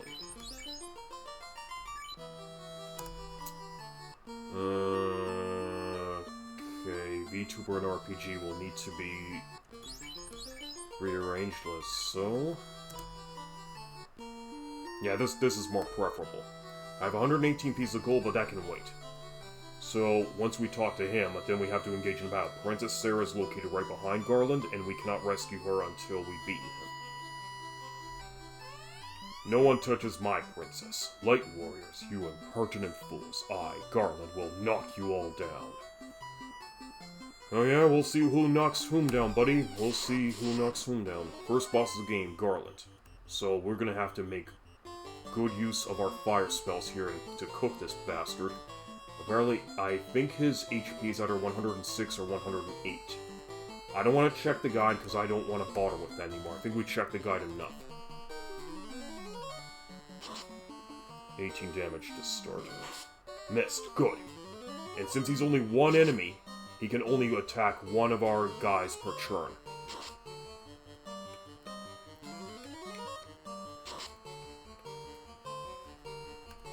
Let's see how well he fares against lightning.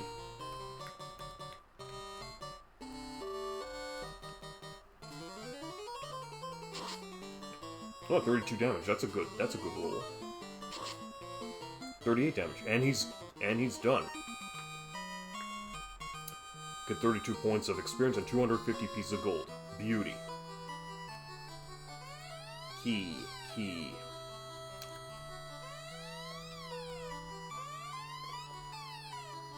Alright, well, we're not going to waste too much time here in this temple, because there's a lot of strong enemies in here. Okay. So you are the Light Warriors, thank you. Okay, mission accomplished, Princess saved. And now we are back in the throne room. Now here's an interesting thing that not many people know about. There is an extra piece of NPC dialogue that people tend to skip out on after they say the princess. Everyone just talks to the princess or the king first, just as they're back in the throne room. But there is some extra bit of dialogue that people tend to miss from here, but we'll find out what it is. Anyways, here is what they say. Thank you for rescuing the princess.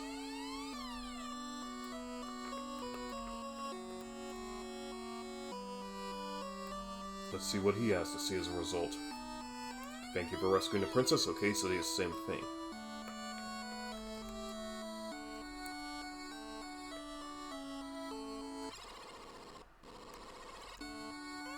Yes, sir, I belong to the Honor Guard of Castle Corneria.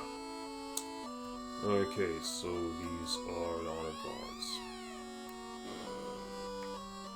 My sister is back safe, thank you. Okay, everyone is happy that their beloved Princess Sarah's back.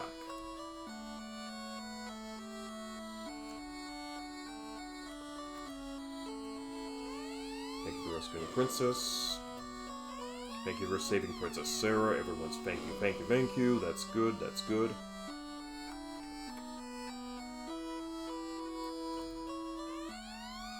Everyone's thanking me.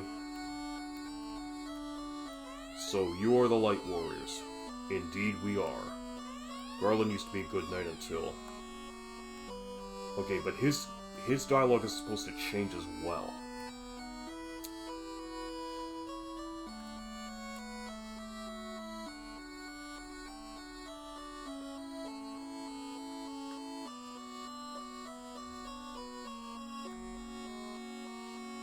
If I recall correctly, these sages do not change their dialogue either. Okay, so it's the same thing with 400 years ago crap. Alright, so we're kind of done in the palace for the time being, but we'll go into that palace again in a moment. But we did earn a lot of money from that fight against Garland. So 368 pieces of gold, which is good.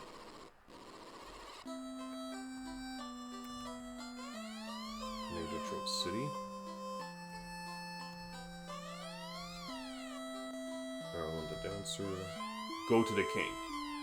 See, this is the piece of NPC dialogue that everyone deliberately misses out on. This guy says go to the king, but no one, hardly anyone actually bothers to talk to this guy as a result. Just throwing that out. North of Corneria lives a witch named Matoya.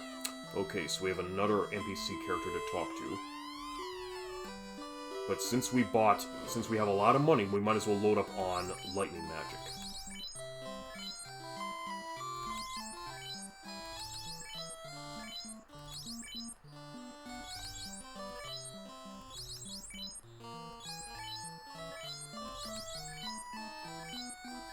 Okay, so that's done. So now everyone has lightning magic in their arsenal.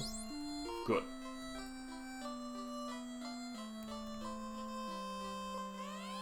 Warriors revive the power of the orbs. So they were telling us to revive the power of the orbs. Matoya has poor eyesight. She needs the crystal to see. Okay, there's a key item here called the crystal. And without it, she's blind as a bat. Okay, he doesn't change his dialogue. Heal 1. So we're gonna go buy ourselves another heal potion.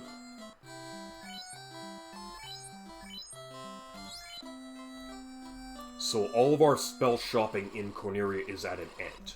So all we need to do now is stock up on potions for the long journey up ahead of us. So let's go back to the king.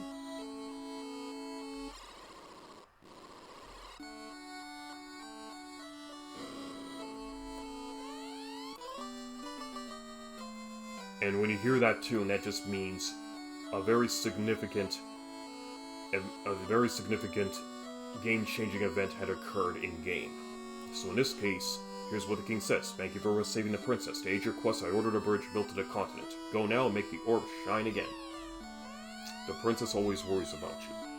So he's gonna build a bridge, and now we can continue on our journey into a new continent and see new, strange, and wonderful things. Let's see what the princess has to say. This loot has been passed down from queen to princess for 2,000 years. Garland stole it when he kidnapped me. Please accept it as my gift, it just might come in handy. Now get ready for your trip and make the orb shine again. Okay, so here's the item that Princess Sarah gave me. The lute. Beautiful music fills the air. And we got our 2 heal potions. This is the first key item of the game, the lute. Now, for now it's just a mere musical instrument, but it does play a significant role later on in the game. But this is much later on in the game. Which we will see soon enough. Okay. Let's see our stats. 119 more points to go. Oh, wait.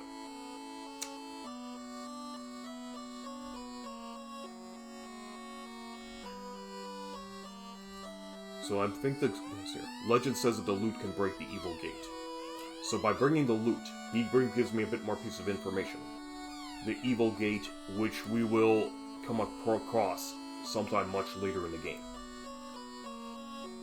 So we don't have to worry about that anymore. Anyways, let's leave around here. So we went to see the king, so let's see if this soldier is going to give us another piece of dialogue. Warriors revive the power-ups. That's all he just says now. Okay. So, we pretty much have accomplished our goal. We've filled up our entire level 1 spell inventory, so we're pretty much good to go for level 1 spells. So level 2 spells will be located in the next town. So there's the bridge that was built. So we cross that bridge and we can access a new area of the game. And we're out of spell charges because we hit... But we do have 1 spell charge left from this guy and 1 for that guy. Okay? And wolves only have 20 HP.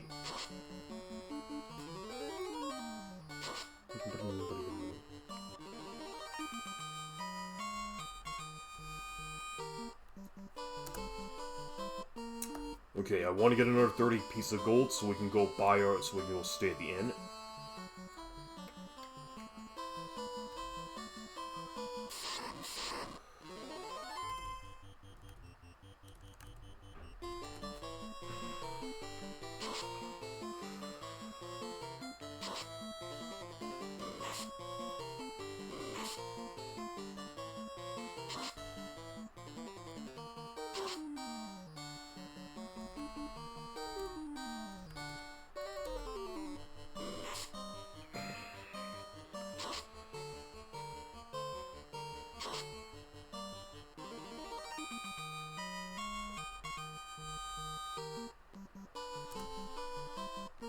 Okay, we have enough money to go stay at the inn, so we have to rest up after that battle from Garland.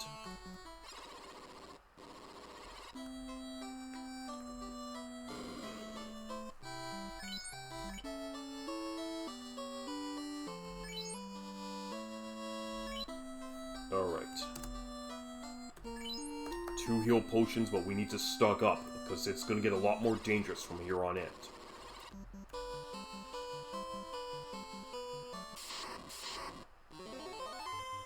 Chance to strike first, so I don't need to activate sleep, since that is a preemptive strike.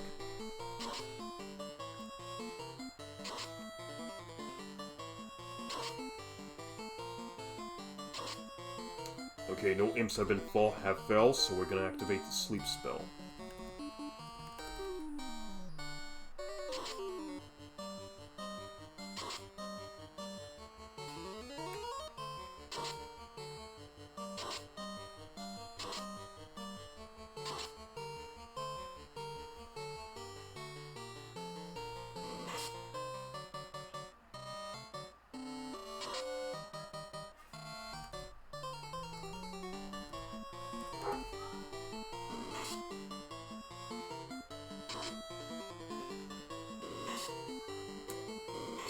Okay, the imps are starting to piss me off here.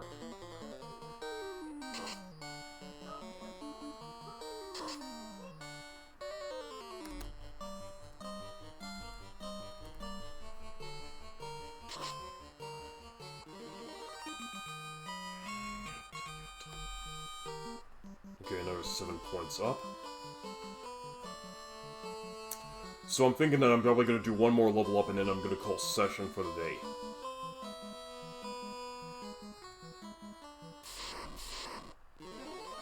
Another 4 imps.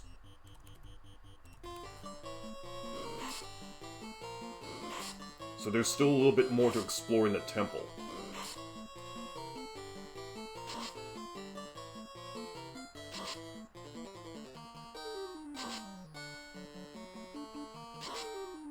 Okay, they did not. So no imps died that round. Next round.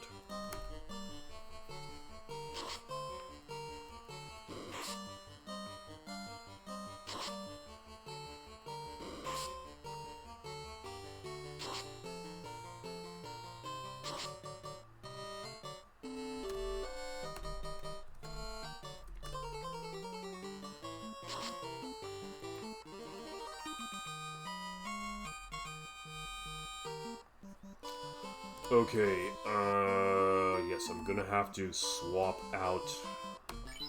Just gonna have to swap rows.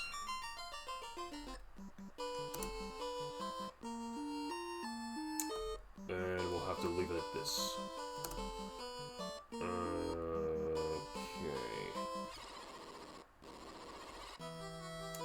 So there's a couple treasure rooms this way.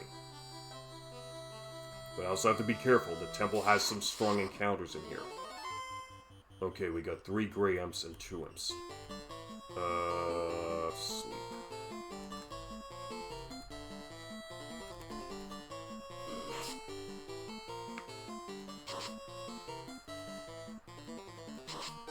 Okay, 2 imps down.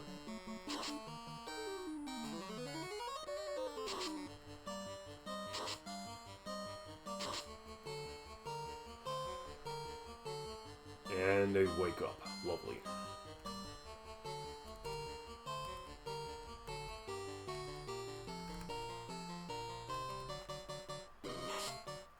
Yep, they don't fuck... Oh, yeah, that's some serious hits, man. Serious hits.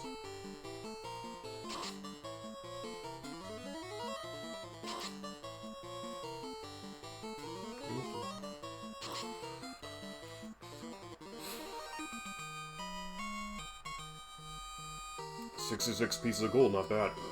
Okay, here's a treasure. In a treasure box, you found cap. Okay, a leather cap. Okay, so that is a piece of armor. Let's see who has the lowest. Absorb 157. Okay, they all have the same thing, but I would have to give it to I'm probably gonna have to give the armor to the party member that has the lowest HP. So in this case, it's VTBR. So I'm gonna do trade. So press this and confirm into VTuber's equipment slot. So VTuber has 1 in 57, so we're gonna equip him with this. And VTuber, his defense absorption rate went up by 1 point, and his evade percent went up down by 1%, which is not too much. But since the enemies in here are pretty god-darn powerful, we don't want to... Yeah, we don't want to play fuck around and find out, so we do, sadly, need to use 1 heal potion. We need to get back to town, because we don't have the convenience of teleportation like we have with the princess. Okay, we got a couple spiders, and they can bite. And they bite hard.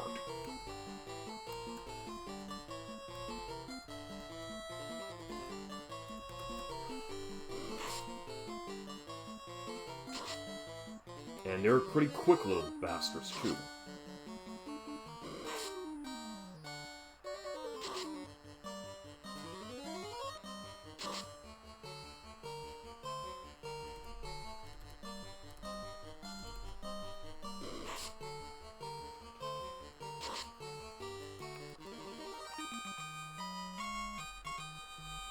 Okay, we just survived that encounter, but now let's get the heck out of here.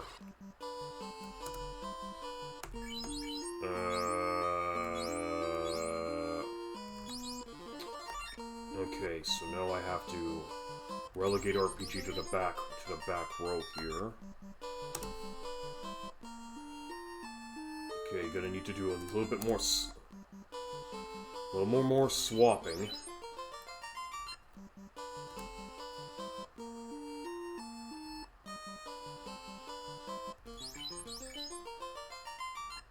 This should tide me over until I get back to town.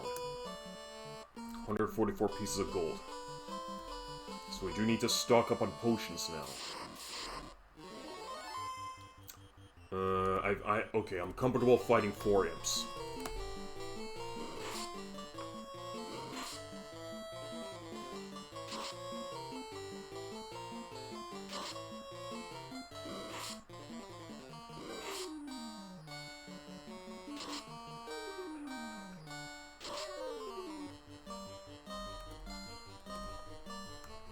So as you can see, guys,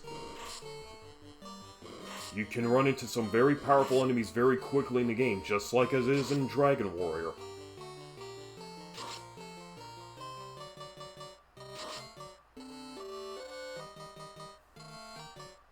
And RPG is getting very weak, and we have no healers in our party.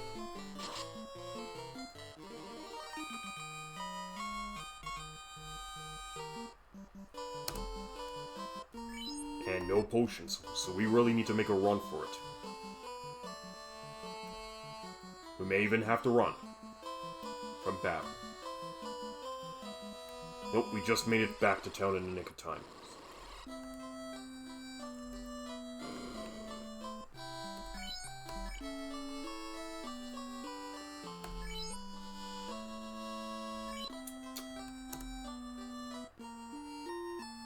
Okay. 138 pieces of gold, so let's go stock up on more healing potions.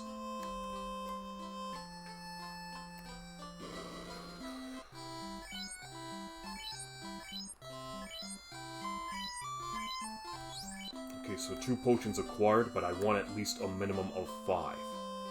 So we're gonna go right back to the temple.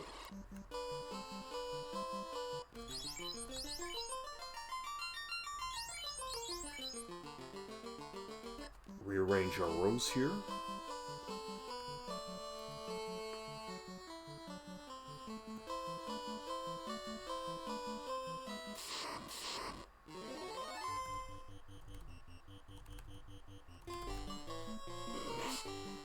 So again, the idea is to call session at level 4. So once we get our guys to level 4, we're gonna call session for the day.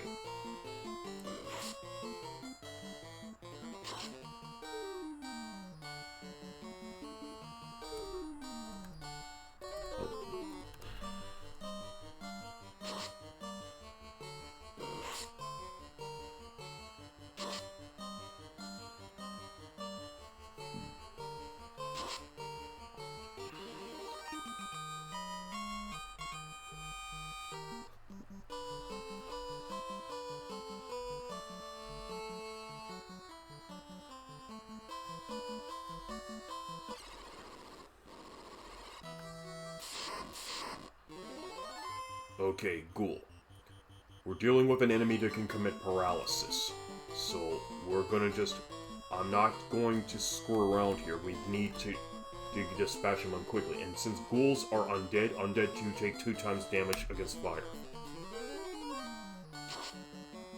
And dead. 23 points, 50 gold. Nice. So let's move on.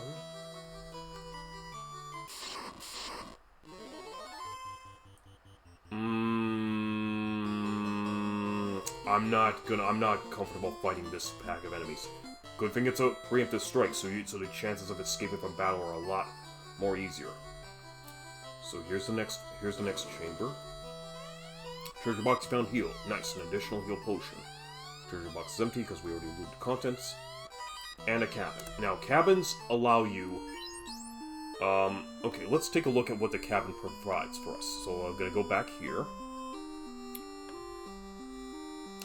A cabin, which normally costs 250 pieces of gold, recovers 60 HP and saves your game. So it's an additional saving accessory. So you get this. It gives you the chance to... You not only can restore a decent amount of HP, but you can save your game too, which is good in the case of an emergency, and we're going to need it for our long journey up ahead to the next town. And as far as... bones. You know what? They gave me a hard time last time, so I'm just gonna roast the bones. And because they do hit me pretty good.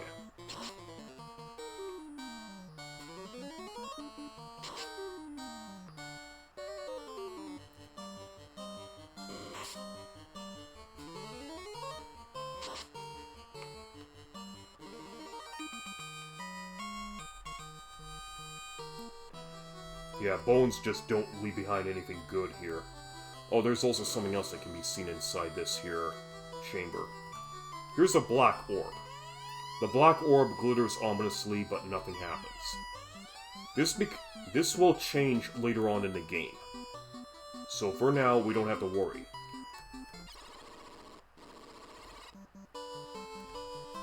Okay, let's take a look. 20 more points to the next level. So we're almost there. Okay, now I'm gonna just arrange the rows again.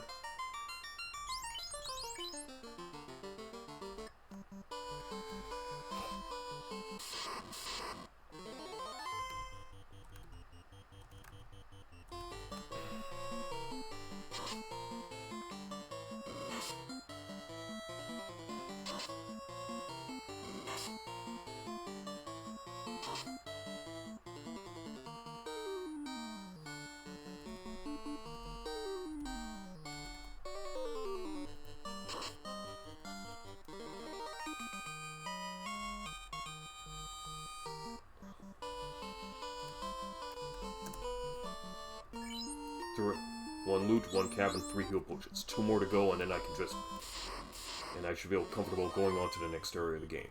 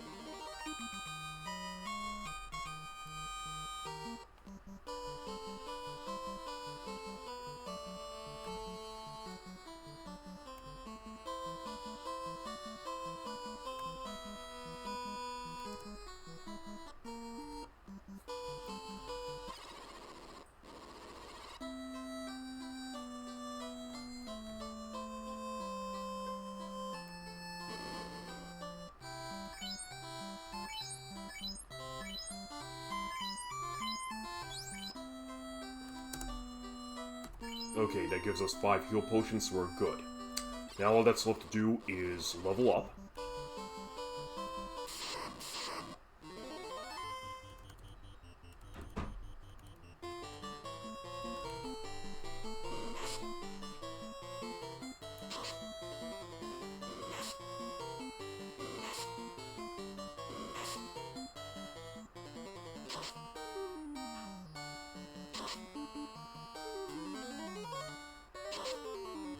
Hello to the person that came in. You're in the soda mention, where we cap RPGs and make drinks for a living.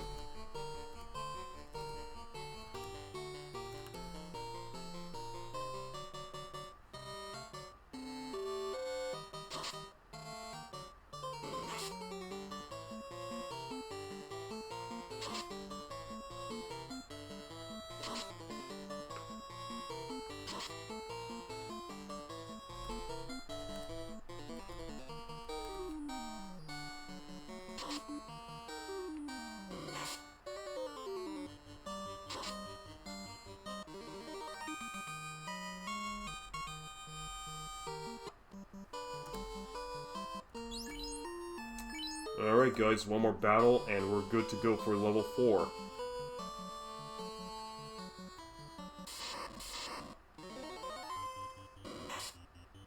Damn straight you're gonna miss me.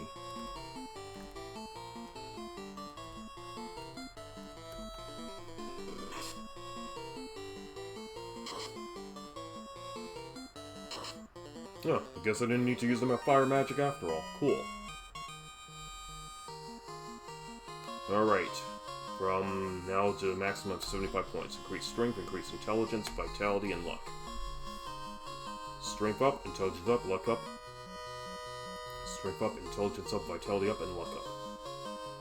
Strength up, intelligence up, luck up. Okay, so now my guys are officially at level 4. Next goal is 620 points, which makes it a little bit more longer, but we can leave that till next session. For now, let's check what happens when we step on the bridge. And so their journey begins. Final Fantasy, trademark, copyright 1990, Nintendo, copyright 1987, Square.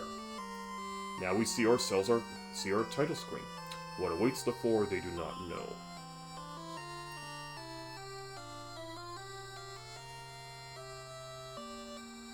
Each holding an orb that 2,000 years ago shone with beauty from within, but now only darkness.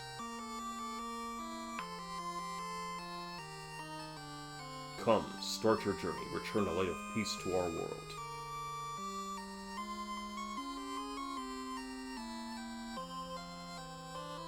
Programmed by Nasir Jabeli. All the game mechanics are from him.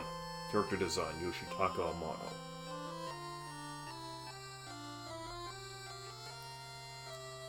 So we're already getting a character staff list, scenario by Kenji Terada. But this doesn't mean the game is over, guys. It just means it's only just begun.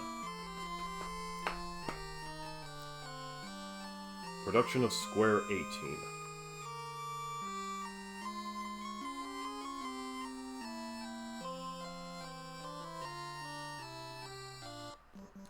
And that pretty much is the title screen and the nice little prologue to our adventure. So now we're gonna go back to town and rest up for a bit.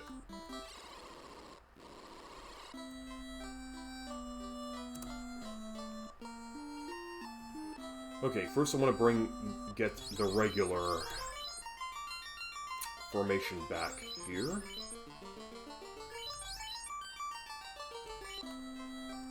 Save here.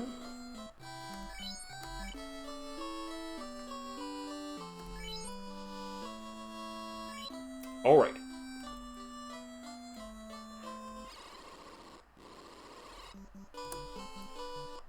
That leaves us with 29 pieces of gold, 74 to 75 HP, quick also for guys. We get 4 charges for level 1 and 2 charges for level 2. Alright everybody, so we're gonna call session for today for Final Fantasy.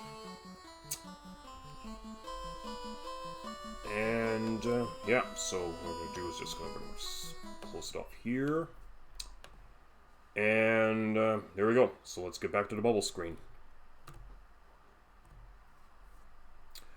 Alright everyone, well thanks very much for joining me for today's session of Final Fantasy for the Nintendo Entertainment System. This is just going to be the first of many streams until we get to our cap of level 50 for all 4-bar black mages. Okay, and let's see what the time is. We have been running this stream for 2.5 hours. And this coming Thursday, we'll see what we'll be starting Zelda 2: The Adventure of Link for the Nintendo Entertainment System as well, which will be our next action RPG. So I hope you'll join me then. Now, before we stop today's little session, let's see who we can raid. Let's get right into Twitch and see who we have available.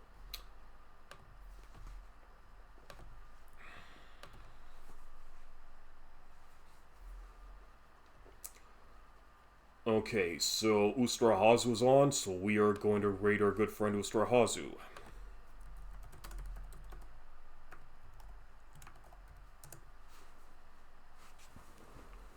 Okay, hang on a minute. Looks like I have to log right back in here.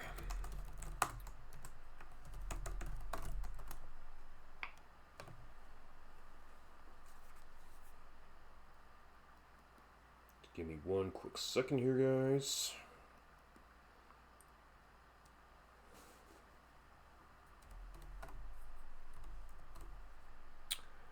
I really hate doing this every single time, but that's just the way the game is. That's just the way Twitch is set up.